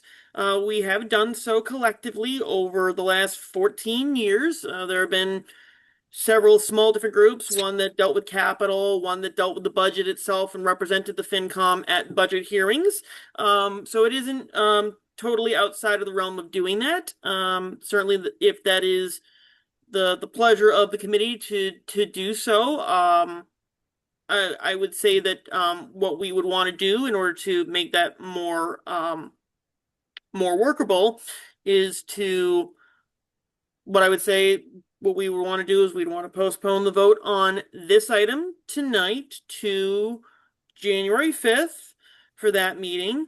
And then we would ask after that vote to create a group of at least 3 members who then could meet in a subcommittee meeting.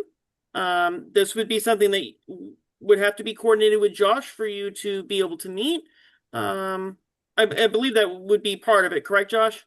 Yeah, it'd have to be a posting and everything. So it would have to be a posting. And right now, given the time that we would need, you would need 48 hours notice. So if looking at this from an ideal scenario, what would need to happen is to get the posting for 48 hours, the earliest you folks would be able to meet would probably be December 29th, if a 3-member group is to be formed. And then from there, your conversation would have to lead into several questions that you would want to be asked. And then the following, after that meeting, those questions would then be transmitted to Josh in time to be answered by January 5th. My concern would be is that at this point in time, there would be effectively, depending on how town hall hours are going to be on the 30th and 31st, and obviously the holiday on January 1st, the longest working day that we could get that information out to them and then have them start to return information to us would be January 2nd at the earliest, but I know town hall closes at 1 p.m. So that is something that I think the committee could do going forward. I just don't know if creating the 3-person working group right now in the meantime is going to be able to convey those questions in a prompt amount of time that can get to the departments to be answered in that time frame to get it to us by January 5th. That's my only concern, but that is how this would work.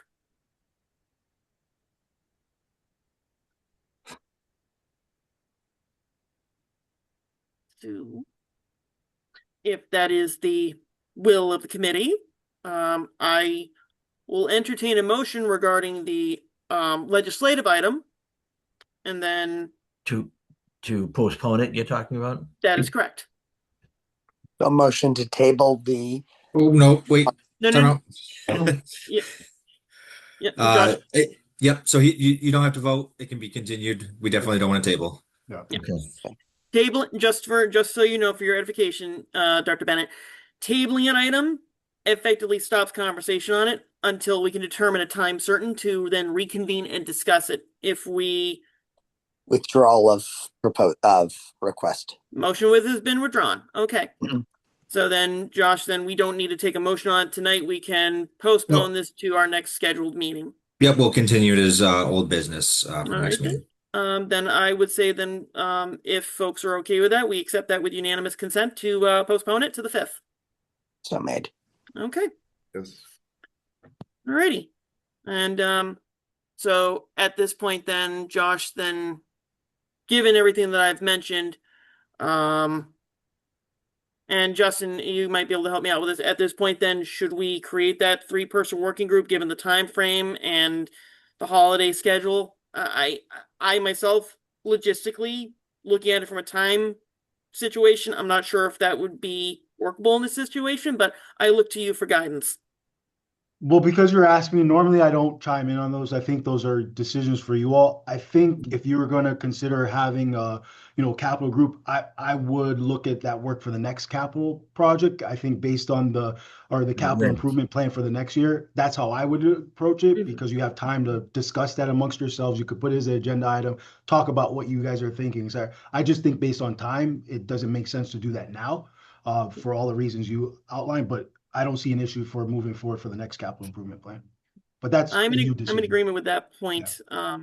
So what I would say is, when we do have the opportunity, and Josh, we can make a note of this on our next scheduled meeting for the 5th. We can have that conversation to have folks volunteer or offer up their time to be part of the, I will call it the capital improvement plan review group. Yep. Alrighty, thanks. Having done such previously for the town of Halifax, I would like to be on that board. If possible, I would be willing to even chair. Well, since we're not on that right now, that would have to be a new item for discussion. We would want to put that on for the next agenda. But I do appreciate you extending your interest on that, Dr. Bennett. So I will be looking to you to reconfirm that when we do meet again in January. Very well. So we'll duly note that for the time being. Thank you.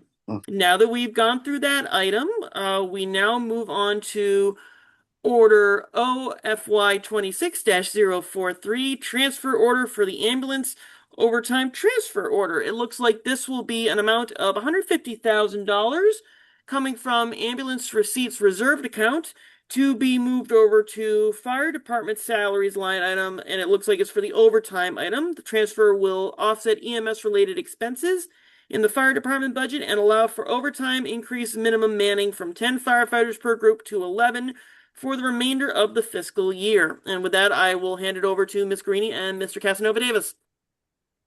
Thank you, Madam Chair. So this is a transfer from ambulance receipts reserved to cover the fire department's overtime for EMS. The fire chief has come before the council twice about the safety of having another ambulance on the field that he simply can't afford to with what the budget is looking at right now. On July 1st, we had to cut a firefighter, so the staffing had been reduced going into fiscal 26. So he's come before the council a few times. And I think maybe I'm going to ask Justin for a little help on this one. And all the conversations with the fire chief, the staff, and a few of the counselors, this is what the town manager has come up with for a solution for that.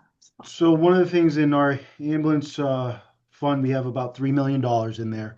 One of the things, as Lori had mentioned, the Chief Slats has come before the council several times to talk about, minimum staffing requirements. One of the biggest concerns is about having 2 people on an engine, 2 personnel on an engine. It's unsafe. With the transition to the new fire station, response times in the town are going to be impacted. Obviously, having a station right in the center of town is different from where the new station is going to be. One of the things that Chief has done, he's written a memo. I think that was previously distributed to the finance committee before. We can re-forward that just for your information in the future as well, just so you have that in your back pocket. But it really just talks about fire safety, safety of the community. Typically, we have supplemented the fire department's overtime at the end of the year. And what we've really done is, look, we've heard the chief. We realize we've made the decision collectively that this is a public safety issue. So we're just funding the overtime a little earlier. But we have done some other mitigation efforts to try to address that overtime. So we feel comfortable with the $150,000 appropriation now, because we didn't want to wait to the end of the year. The chief really wants to make sure that he has the personnel in place as they transition to the new fire station, and that's why we're putting the order now. Alrighty. Are there any questions or comments from members? Madam Chair, I do have a question. Sure thing, Mr. Knoll. What you got? I guess if I heard correctly, Lori, you had mentioned that there was a firefighter who was let go. Has the town considered, in lieu of overtime, for current employees that are working, bringing back that firefighter on a part-time basis and utilizing these funds to supporting that displaced employee? Yeah, so for clarification, we didn't let anyone go. We had two unfilled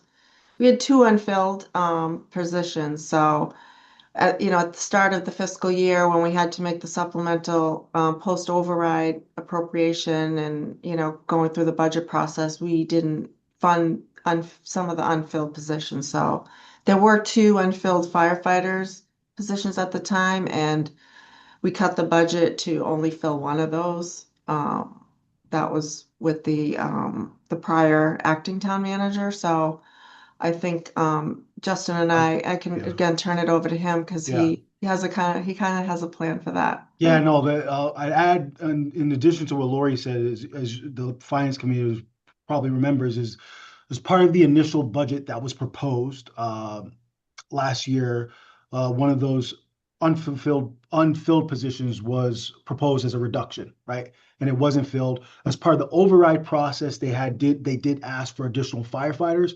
Obviously, we know the override did not pass, so we were unable to fill those positions. You have a great question, Rick, because part of the process is when you look at this, when you're funding overtime, you're obviously paying more than sometimes with new personnel that you're bringing on board. So there is actually calculations that's done to take a look at overtime versus hiring new personnel. And so one of the things that we obviously are looking at, but we have to operate within the budget we have. But one of the things that we've looked at is, for example, the SAFER grant. It's a grant that covers the hiring of new firefighters, and it covers about 75% over a course of a few years, and then it transitions off. That's something that we're looking at. The chief has applied for that grant because obviously we're trying to mitigate the costs on residents. So I think the chief, when you do have him and we have this budget process, he's going to be advocating for more personnel. We obviously did that with the override process, and that unfortunately didn't pass, but we definitely looking at adding personnel. It makes sense financially for us. It's a need that we see, and we'll try to communicate that as part of probably the fiscal year 27 budget process. Thank you both. Yep. Thank you, Mr. Knoll. Did any other members have any questions? I have a question. Sure thing, Mr. Higgins. Chairman. Where do we stand overall on the budget? Are we going to be within the budget? Are we going to be short? I mean, the 150 grand is a small part of it, but I think it would help me to understand if we're tracking. I mean, we did get the results from November. It's hard to figure out on an annual basis because, for example, all the benefits are paid up front, or the pension's paid up front, so it kind of skews some of the things. So where do we stand overall? So Lori, I'll take this one real quick, and then you add on. Good question, John. So one of the things is particularly public safety. So right now, we've obviously been tracking our budget. We are on budget right now, but there's things that are out of our control with fire, particularly injured on duty. For example, I'll use last year as an example, and Lori can chime in on that. I think we had several firefighters that were injured on duty last year. Overtime, you have to backfill those positions. The overtime was much more significant because of that. Right now, we haven't had those conditions. And hopefully that doesn't occur this year. But for example, let's say someone does get injured or we have more injuries, then maybe the overtime will increase. Right now, we're on budget, we're good. But there are things out of our control. Obviously, that I won't tell you today, yes, we're on target, we look good. But if something significantly changes in 2 weeks, then that could be an adjustment that we'll have to account for. But right now, everything is on budget. And our fire chief is doing a good job managing the budget. Laura, you want to add anything to that?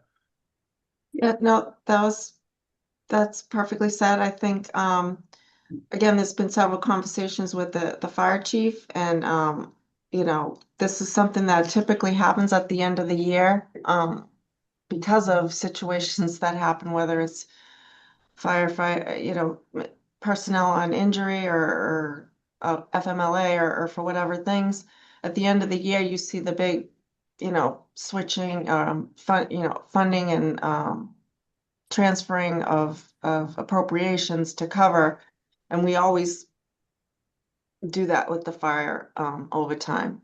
So we're just doing it a little sooner, I think, is what Justin's saying, and we're asking the chief to be mindful of managing the budget and the time off with personnel, and so we're trying to do this with, to have him stay within these confines of what his current budget is with this additional funding. Because just as a follow-up, because within that, so if I read the report correctly, we're at 329,000 year to date, and the budget is 740. And so Correct. we're well within the budget at this point. So we're going to go add another 150K to the 740. And that's going to bring us almost up to about 900,000 just in overtime. And that doesn't include any other benefit related costs that are attached to their salaries, i.e. pension and any kind of health insurance or life insurance, those kinds of things. So it's more than just the 150, but it seems like we're within what was budgeted to begin with. I guess maybe that was a complicated way of putting it, but no, that's great question, John. I think we are tracking right now because the chief has not been sending out that extra crew right now, and he's concerned about it. So he hasn't been getting that extra body to put that other truck on the line. So that's why it's tracking okay, and he's very concerned because and I can let you finish this, Justin. I'm gonna start rambling on. Yeah. Sorry.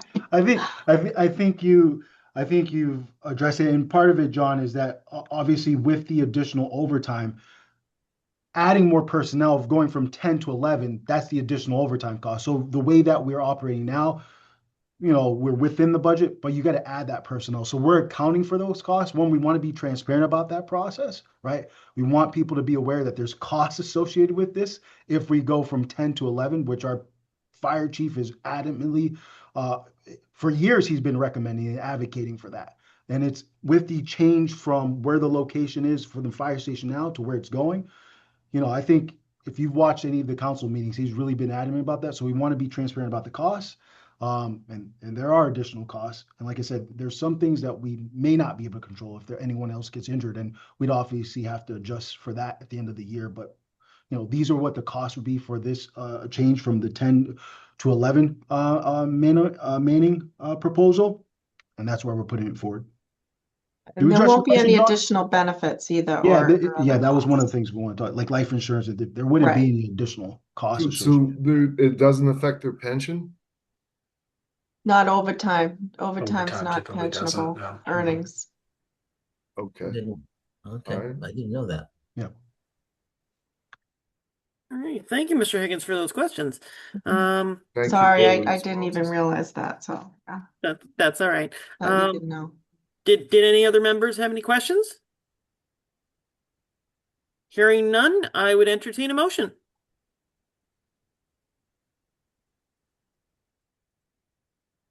Don't everyone all jump in at once.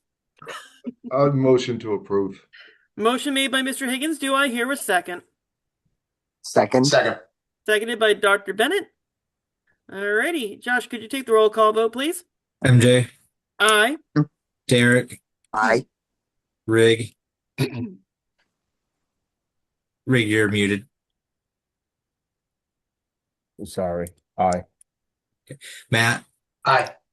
John, Aye. Chris, Aye. Dana, Aye. Nick. Aye. Thank you. The motion was approved. Thank you, everyone. Now we will move on to our next item here. Excuse me. Order OFY 26-044, Water System Improvements Loan Authorization. And I'm going to read the explanation here. It's going to be for an amount of $1.5 million. The loan authorization allows DPW Water Supply Division to fund system improvements to address water quality and capacity issues. Specifically, this loan authorization will provide funding for the procurement of water from the town of Middleborough and for all ancillary costs associated with that purchase. In addition, provide funds to procure a temporary iron and manganese filtration system and other water distribution and treatment improvements. The town is actively seeking grant funds from other opportunities from the state and federal agencies.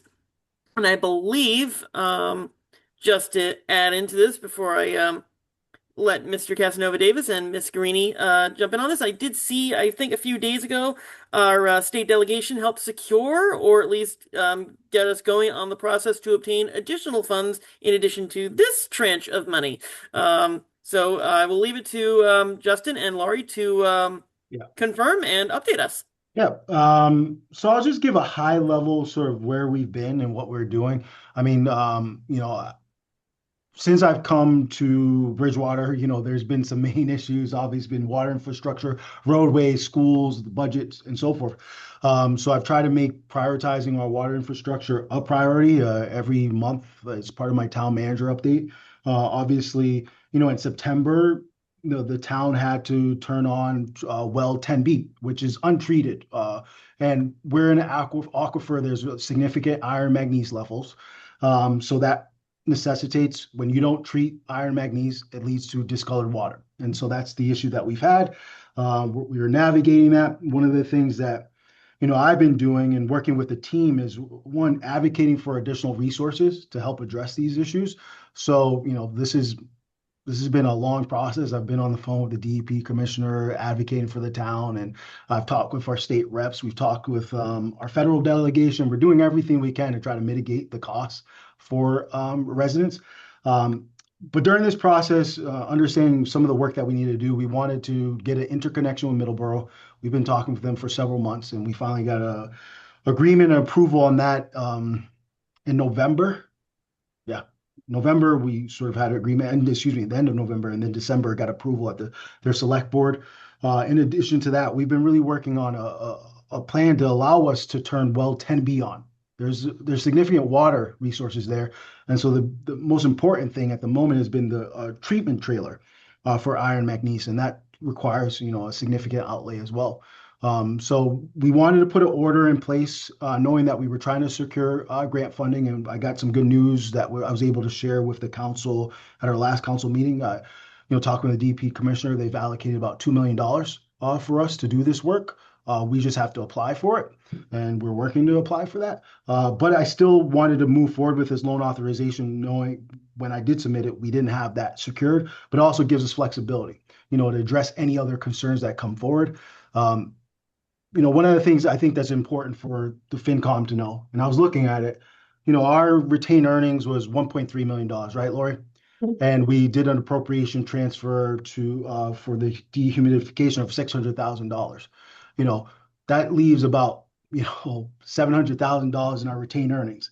And the trailer, for example, trailer loan is $700,000. So one, that's why we put this loan authorization together. For context, in Norfolk, I had triple the retained earnings that I have in Bridgewater. So we're trying to be cognizant of that. We want to be strategic. We want to protect the community. And the loan authorization just allows us to have some more flexibility. Obviously, we're going to use the $2 million. We're going to get those $2 million, but it does give them some flexibility to address any other needs and concerns that arise. But, we've been advocating for additional resources, and I think we're going to get $2 million. So I'm very happy to report that to the group. I can dive in a little bit further about some of the other things if necessary, but I want to leave it there and answer any questions that come up. And with that, I'll open it up to any questions or comments from members. Madam Chair, I have a question. Yes, Ms. Sullivan? When you're speaking about the money coming from the state, do you know under what fiscal year we're going to have to spend that? Is that something that's going to have to be obligated and complete by June 30th? And if so, do we think this project can be complete by then? So we're looking at a couple of things, and one, there's a little bit of flexibility there. For what I've heard from the DEP commissioner, I think we have a little bit more time than June 30th. I know typically with earmarks now, they've been having a hard deadline June 30th. I don't think that's going to be the case for this project. But in terms of the things that we're looking for, I do anticipate that we're going to, we're putting a plan together to make sure this grant application utilizes that $2 million pretty quickly. The treatment trailer, we're going to utilize it to procure the water from Middleborough and the costs associated with that. Any construction costs associated with that, the town has to pay for it. We would cover under that grant proposal.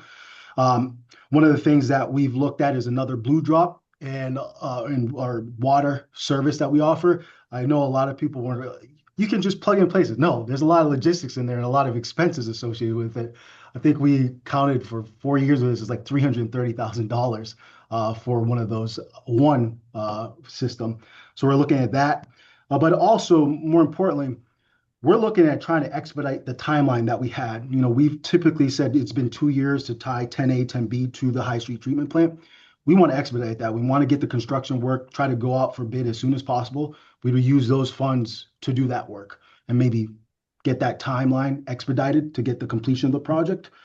So we anticipate honestly, we would use the $2 million probably within this Next 6 months, fiscal yeah. year. We'll spend it quick. Yeah. Thank you. Yeah. Thank you for that question, Ms. Sullivan. Right. Do you have a question, Mr. Higgins? As always, I got a ton of them for you, Justin. So, Love it. Justin, we're in a we've got a town emergency declared. So I guess I have 2 questions. The first one being, to speed that process up that you just talked about, are the drawings in place? What's the holdback? Is it a financial or is it technical? Or is it procuring the construction part? How can we move that up to get us out of this town emergency? Yeah.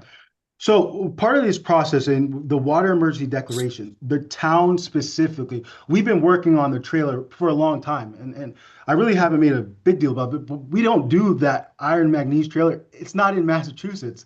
Most people, when they hear about a trailer, it's for PFAS, not for iron manganese. We've had to go to other states. We've had multiple engineering teams looking at this because it's pretty innovative. It's unique. We're doing a lot of pilot studying and so forth. So in order to get approval from DEP for the Middleborough connection and for the treatment trailer, they asked us to do emergency declaration, which we did because we made progress and they were willing to support that trailer system. In terms of your question about what will speed up that process, initially the town had applied for SRF funding for the tying 10A, 10B to the treatment plant. The reason why we did that would mitigate the cost on users. So we did have a loan authorization, I believe in May, Lori, that gave $7 million to do the work to tie 10A, 10B to the High Street treatment plant. We applied for SRF funding, once again, to lower the costs on the users because it's an enterprise system. Users have to pay for the infrastructure projects. So we were waiting for approval on that. We didn't get approval on that. So immediately we go into adjustment mode, right? One, trying to get some grants or different things to do that. But then we said, hey, we want to get this work done sooner than later. We actually had our engineer team do the drawings, et cetera. We're almost in a process where we probably can go to bid in January. We want to go to bid as soon as possible, knowing that, this is usually not the time that other communities are going out for bid. So we're hopeful that, we'll get some better pricing, but also be able to start the work earlier. I think, John, we've got to do the work, and that $2 million is helpful. We have the loan authorization available for us to do that work. We want to get the work done. So is anything holding us back? I think winter conditions, obviously, to do that work has an effect on it, but for our purposes, we're moving forward with it. Okay, so that being said, so what I'm concerned about, and I'd love to understand, if we stay in this, I mean, we have a lack of drinkable water, so we can't grow the town. I know there's a dispute about that, but we're in a town emergency and some people don't have water. When I think about that, anybody who's a renter now can go break their rent agreement, and that the price of that property price just drops right out of the bottom because they don't have a livable house. Anybody who's basically dead even on their mortgage or whatever, Why not walk away from it because they don't have drinkable water and return everything back to the bank? So I want to This- be very careful with that I, because I understand, but let me finish here though. This is going that's to fine. affect all the property values in the Yeah. town if we let this, the longer we let this thing go on. So the more we could expedite it, and if it's a cost issue or if it's a technical issue, that would help us to understand what we need to go do. Like, for example, do we need to revisit the pricing for the water for 2026? Do we need to increase that? I mean, whatever the case, does a Yeah. town need to loan money to the enterprise fund? I don't know. I'm just thinking out loud for the group, but those are my concerns when I hear a town emergency. That's very tough to get away from that stigmatization. And do people want to move into a town that doesn't have drinkable water? Whether it be That's fair. right, wrong, But or I want indifferent. this is the part where I do want to clarify. The town Okay. does have drinkable water. I mean, the DEP specifically, and you don't have to take my, I know people want to disagree with it, but you go to DEP, they're the mass regulatory. And there's a comment from Jim McLaughlin, who's our regional head, and says, you have to make, residents have to make decisions for themselves, right? But there's not a, this is a fact, there's not a do not drink order in the town from DEP. That wouldn't come from us, it would come from DEP. There isn't an order like that. What we have is we have water quality and capacity issues, in part because we had to turn on 10A, 10B, particularly coming in from the summer where we had drought. We have had our water infrastructure just been pumping 24/7. Wells can't recover. We had well replacement through the summer. We had a lot of factors in there, right? And it required turning on 10B, which is untreated water, for fire safety for the town. Our storage tanks went too low, and so our acting superintendent at that point said we need to, utilize this water to protect the town. So that's what we did that.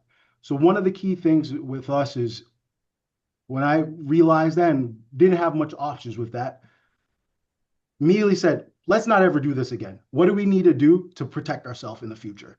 Once again, we went to interconnections. We've looked at Middleborough, we've looked at East Bridgewater, we've looked at other communities, also looking at treatment trail. When I got our new superintendent, I said, we need to look at this with a fresh set of eyes. What can we do to make sure we can turn 10B on when it's treated? But we won't turn it on unless there's a catastrophic situation otherwise. And so that's the plan. We're doing that plan. We're executing that plan. But then immediately, and that's the part I think your question is, John, is what's holding us up, if anything? Immediately, as soon as we found we aren't going to get SRF loan funding, which the town pursued because they wanted to mitigate the costs on users, right? Because one of the first things that people say, they're complaining about their bills going up. That's something that the town has to navigate, but you have to pay for the infrastructure, right? But immediately, as soon as we said we're not going to get that loan funding, we have loan authorization. Immediately said, let's just start the work. Let's start the process to go forward with it as soon as possible. And that's exactly what we're doing. So those costs or any costs associated with that will be a part of the next water rate. There isn't anything else that we have to do. We have the loan authorization to do this work. We're going to apply for the grant funding to help offset those costs, but we're going to move forward with the project. So then in your mind, Justin, when will we have a shovel in the ground? That I don't want to answer. And the reason why I'm not going to answer, Come on, please. No, I don't. I'm not trying to be coy. Is because I've been very deliberate. I give the information when I'm sure of that information. I didn't talk about a treatment trailer because naturally, right away, people are like, "When's the timeline? When's the timeline?" For example, the Middleborough connection. Right away, when's the timeline? When's the timeline? We talked with the DPW group there, and they said we can turn this on in 2 weeks. We'll have it done before December. I said, guys, we're forgetting about holiday times. We're forgetting about winter conditions. And now even their team is saying, all right, maybe January, like early January. These things are in flux. I will tell you, ideally, it's as soon as possible, John. And like I said, we've even looked at emergency procurement, so we don't even have to go through the bid process. So we're making sure we're doing all the work, dotting the I's, crossing the T's, looking to go as quickly as possible and as effectively as possible. So if that opportunity is available to us and we don't have to go to bid and we get some companies interested in doing that work, maybe 2 months we can start the work, maybe 3 months, who knows? It'll be as quick as possible. And as soon as we can start, I will be sharing that with the council and with you guys too. And then one last question. I apologize, everybody. I'll quit hogging the meeting here. But so have we stopped tie-ins I mean, people are still receiving permits to build and tying into the water system during this whole time, right? So we're one of gonna the put- state, yeah, So go we're ahead. continuing to put more demand on the current system, even though it's really not ready for that. Want to be very clear about that as well. Okay. So at the council meeting, I specifically said that the town during the emergency declaration, until we get this resolved and the emergency declaration is lifted, we're not going to allow any new tie-ins for non-approved projects. Now, for approved projects, you still have to allow them to tie in. It's literally, walk it out. I'm going to try to keep it as simple as possible, but developers put significant amount of money. There's millions of dollars that go into projects. If you have an approved project and then the town says, no, we're not going to approve it, you will have litigation. And I think we've looked at this in a variety of communities. We've had legal advice and consideration of that. What we're doing is we're working with the developers, the large projects, and I know people quickly point out to like Broad Street, they point to Perkins and different projects like that. What we're doing is we're talking with them. We're telling them what our timeline is to get this resolved. Working with them, say, hey, we don't expect that your project is going to be on for a year and a half or whatever it may be. We expect that will be resolved because one of the biggest things, like I said, when you turn on 10B, our water tanks completely filled when we had to do that in September. There's a decent amount of water there. The most important part is treating it, right? We can't turn that water on until we treat it. So ideally, based on the time that we're looking, where we're expediting this, remember we initially had a conserved timeline of 2 years. We will have this within 2 years resolved, and earlier than 2 years. So once again, communicating with those developers, saying, hey, this is the work that we're doing. This is when we expect to do that. So we can issue a building permit, but there's no water tie-in, right? But for any non-approved projects right now, we're not approving them until we get this resolved. And John, to that part of your question, and I think Justin, I think this pretty much covers it. As a follow-up, that means right now the only approved projects are the ones that were already at this point before the declaration of the emergency order. So any other projects that come in the meantime that may be trying to position themselves before the planning board for potential construction in the spring, right now we're basically saying to them, we appreciate that you want to do this project, but right now, due to the situation that we are currently working through, we cannot effectively allow it to move forward because we do not have the resource available for which you need to tie in order for you to actually complete said project. Is that correct? Correct. And one of the things that we've done is we've communicated that with CD department, our water department. We are trying to be proactive about that. One of the things that we've done is we've had sort of put a monthly group together with our building department, CED, water, where we meet with developers in advance of projects now. And once again, we're communicating all of this with our partners. We expect we're going to have this resolved, but we're just being transparent and letting people know where we're at right now. All right. And as a quick follow-up on that, Justin, I know as I've been at some of the town council meetings, actually a good chunk of them in the last couple of months, I know the M word has been thrown around by both public and also by council, a moratorium on building. This effectively creates a de facto moratorium, I would suspect, because of this particular situation, and as a result, Exactly. we already have a moratorium in place. You're exactly right. And so let's just play it out a little bit further. So one of the things, for example, a lot of discussion was about MBTA communities being grant eligible for that, and we have to be compliant. One of the and I don't know exactly where it is, but Laura, you can mention that. But sorry, I was losing my train of thought, but I'm going to get it. Give me 1 second.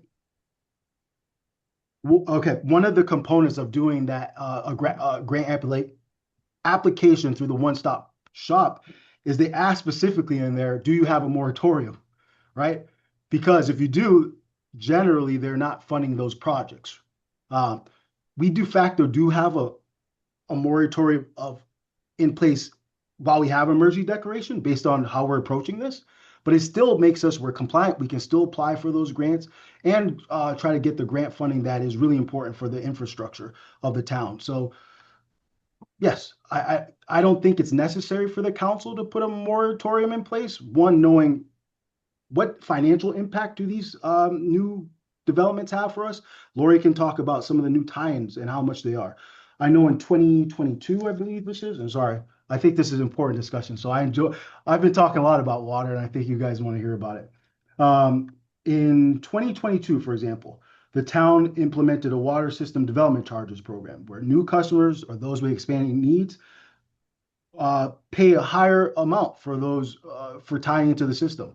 We utilize that to invest in the system to pay for the infrastructure. And so we do need to add the water capacity. And I think Lori has a figure, for example, Ace Hardware, what one of their expansion projects is going to bring. Do you want to tell them, Lori? I think it's 400,000 in revenue. Well, yeah, in your revenue report for November, you'll see in the water revenues, the two new buildings down, I think it's on South Bedford Street, the Ace Hardware and then the storage. I mean, their connection tie-in fees were about 200K for each building to tie into the water system. So that was based on the increased revenue, the water rates for the system, based on the size of the pipes and a whole other thing that we did the water presentation for the water and sewer rate study in I think it was early last spring. So, and those buildings tied in at a higher cost than other developers. So the rates went up for certain things, and you get those commercial buildings and they're really not going to be using water, right? So they don't have people taking showers and running water, doing laundry, like all the costs of a household. So so there is some systems development programs that will build up and go right to retained earnings when we close out the books, because that wasn't revenue that was accounted for. So things like that have been in place with the the water master plan. So So I think my summary for the community for FinCom is there's a healthy balance, right? We're not going to allow further development if we don't have the water infrastructure in place to provide to meet the demand of our water system. But that's why we have a plan, and that key part of that plan is to get 10A, 10B tied to the treatment plant. When we do that, that's a significant amount of water that we have available to us that we don't have right now. In addition to that, we're looking for other water sources. We've talked about, another interregional agreement. One of the key things about this trailer that we're looking at is, one, we anticipate and we hope that it works, right? And then if it does work and we get 10A, 10B tied to the treatment plant, move that trailer to Vernon Street. How much more water? That's actually our best water source available to us. So now we address water quality issues and the water capacity issues as well. So we can meet the demand that we have. So we can have the development that, the planning board and the community and the council want to have in the community. So that's what we're doing. We're making sure like I said, we have a plan. We're going to execute the plan, but we can't have development without the water infrastructure in place. And just to add on to that, Justin, and this might be something more of like a suggestion or a recommendation to the water supply division. Having availability of water is great. Having access to the local aquifers is great. I think the one thing that the town should potentially look at from a long-term perspective, and this is something that I think you'll probably look into as well, is how do we conserve the resources that we do have? Because aquifers can easily be extinguished with overusage. Yeah, every aquifer is unique and different, and they all do link in with each other. The aquifers that are in this region tie into the Taunton River watershed, and to a greater extent to the watershed leading out to Narragansett Bay. And just because that's a salt water and it does at least transition to fresh water, our reserves from the groundwater around here, how can we best operate in preserving and conserving?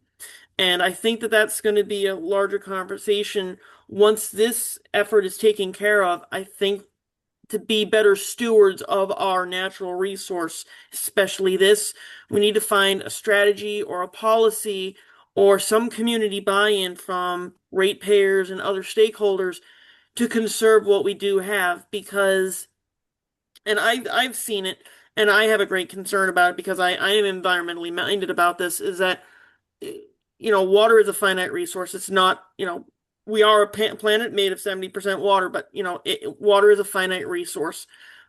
It's something that we want to look at potentially seeing how we can do water conservation. Because I think if I overheard correctly, I think a few town council meetings back, someone indicated people are using our potable water to fill their swimming pools. I don't think that's a good use of water resources, and I think that is probably taxing our water conveyance systems. So that's something that we probably should have a conversation for a later time.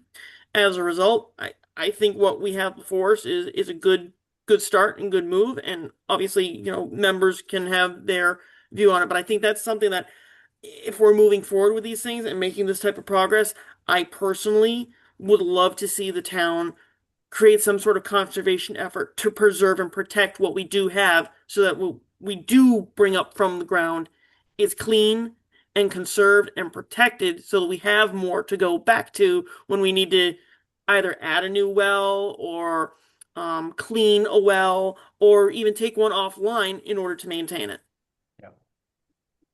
Well, that suggestion is something that we're already doing.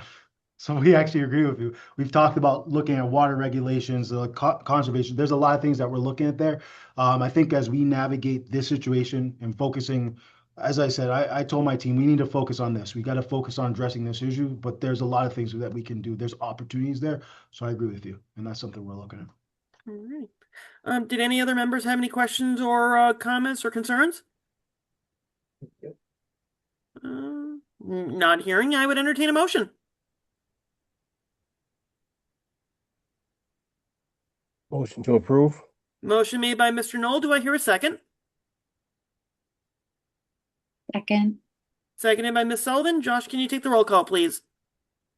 MJ, Aye. Derek, Derek, you're on mute.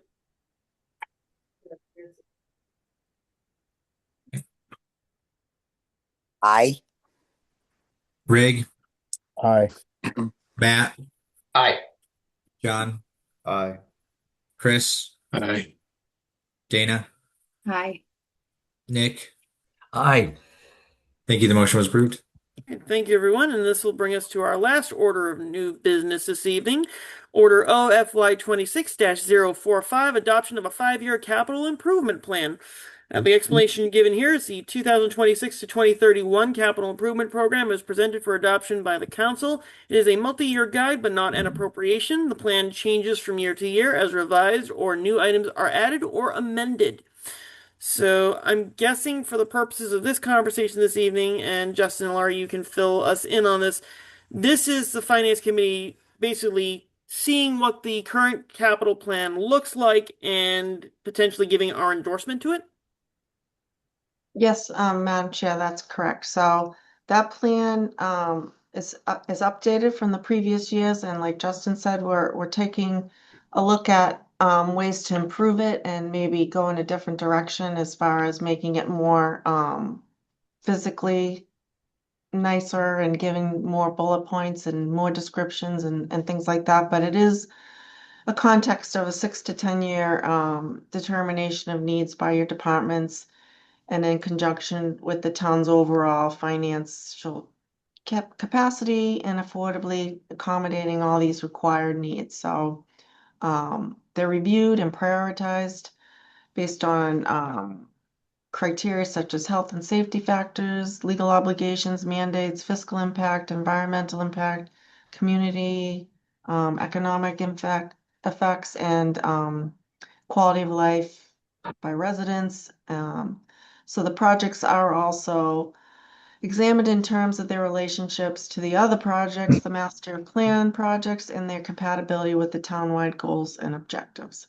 So just like Justin said earlier, we typically do this as we're doing the budget process, because when we meet with departments and they're looking at their operational needs, they're also looking at the capital and what they need for their operation. So because we knew, and we're thinking of changing this up a little bit to make it more streamlined and a little more in line with Justin's vision.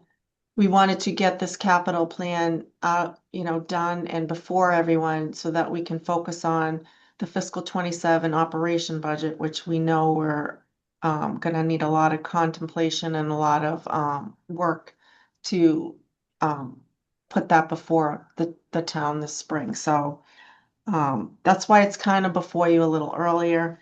And I have sent along to Josh that the compilation of the projects that are on the appropriation that are, we're recommending to approve for appropriation.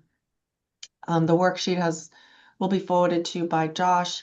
And if you want to take a look at them, devise any questions, go through Josh and the chair and, like we talked about a little earlier, however you guys want to navigate that to answer all your questions, we'll do our best to either have a complete memo by the department head or, any details that I can provide or Justin or the department head, we'll figure out how the chair wants to get that process going as we continue this vote for the capital.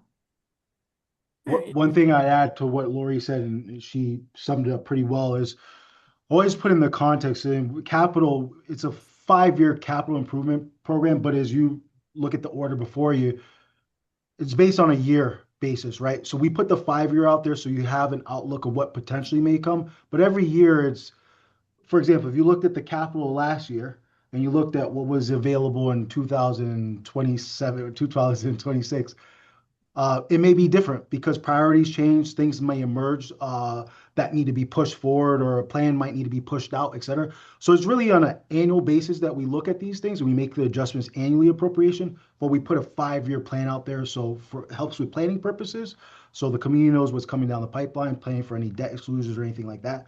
But it is also annual basis focus, it adjusts annually. So sometimes people get caught up on the 5-year plan. Like, are we approving a 5-year plan? This is locked and loaded. No, it's on an annual basis. We do that, but it's just a 5-year plan, if that makes sense. I think that's always important to add that. Yeah, and just to add, last year was pretty lean year.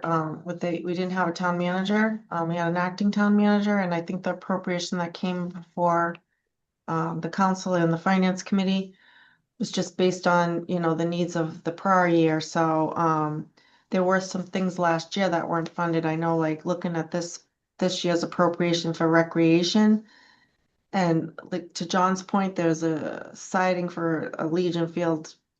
It's $5,000. Well, they don't have $5,000 in their operation budget, so we didn't fund it last year, so we moved it to this year, and those mostly are due to safety concerns anyway.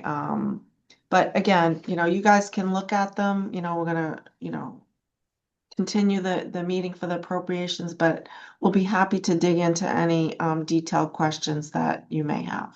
Yeah.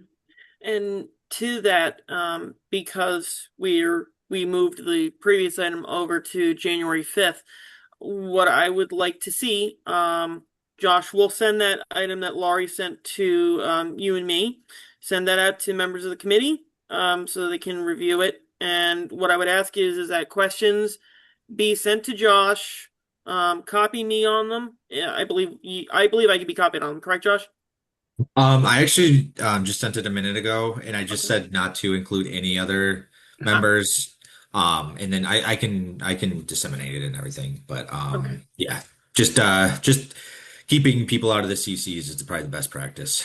Yeah, I agree. But definitely for folks in advance of that meeting, questions can be submitted to Josh, and we'll have them given to Justin and Laurie, and they'll get us our answers that we need. I suspect that some folks may even ask the same questions, not knowing what other members may ask, but it is possible. If it happens that you ask a question and you notice that it might not have been answered, it's very likely that your colleague may have had the exact same question. They may have just asked it differently. At that point, you can always ask the follow-up during the meeting.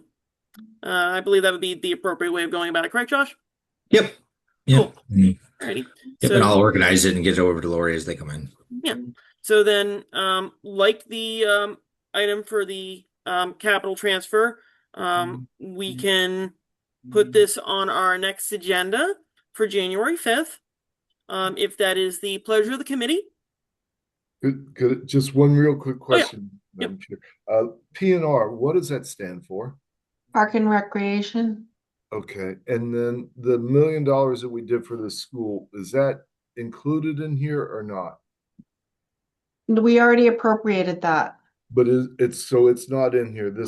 So their capital is separate, including in years 2027, 28, 29, 30. Because they came to us, we bought lawnmowers, we bought a bunch of stuff for them, right? Yeah, that is in here. Yeah, That's in here. That's Okay. in there, and it's in there to be appropriated, which we already did this year. Okay, but it's in these, okay, all right, thank you. Yep. Did any other members have any other questions? I think an important thing to add on that is, for example, if you look at the capital improvement plan, this document that's references order, there'll be some differences versus the appropriation that you have there. And the reason, like, for example, Chapter 90 funds, CPA funds, different things like that. So we really encourage you to look at the CIP document because, John, you're right. You're not going to see the school appropriation in the previous order because we already handled that in order, but it is in the capital improvement plan. And so that this document it's got a lot of information. It's very informative. So I really encourage people to take a look at that. A lot of work goes into it. Were there any other questions or comments? All right, so if it is the will of the committee, we'll move this to our next meeting on January 5th. Agreed. All right, Absolutely. sounds like it's by unanimous consent. We'll put it on the agenda for the next meeting, Josh. Okay.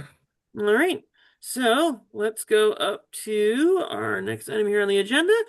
So now that we've gone through all of our new business, I see we do have additional items for discussion, and I just want to lead in on that. I know that there had been some conversations during our previous meeting that folks wanted to have some additional conversations regarding items that would be relative to how the committee will operate going into the next fiscal year, how we'll operate dealing with and interacting with the Budget and Finance Subcommittee of the Council and other matters. Due to the level of content that we had on our agenda this evening, it did not seem possible to include that on here. And knowing that we've gotten to the late hour of 9:20 p.m., it seems to have worked out that way.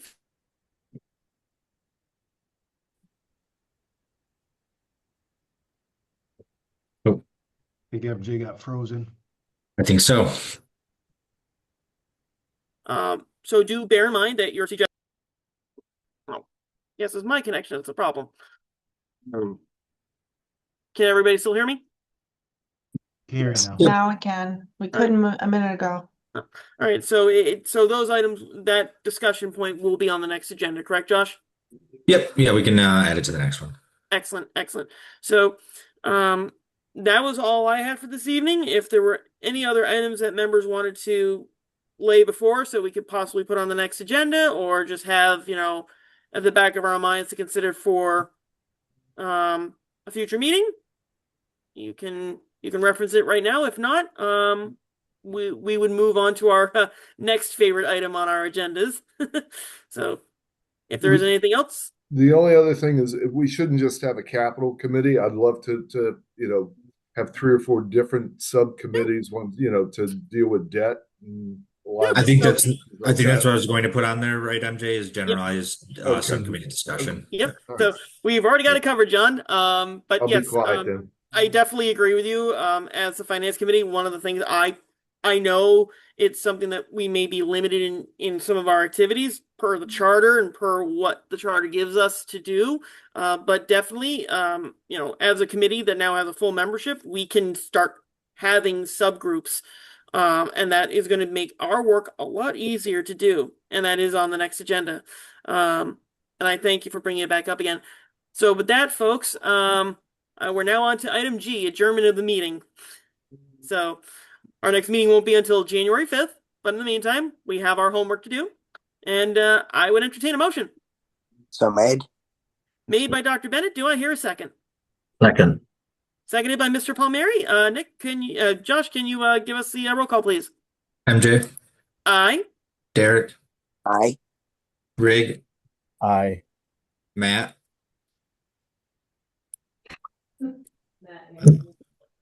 Matt, Oh, sorry, aye. You don't want to leave the meeting, eh? John, I'm just dying for more. Chris, Aye. Dana, Hi. Nick. Aye. Thank you. The motion was approved. The meeting's adjourned. All right, thank Happy you, everyone. holidays, Merry everyone. Christmas, everyone.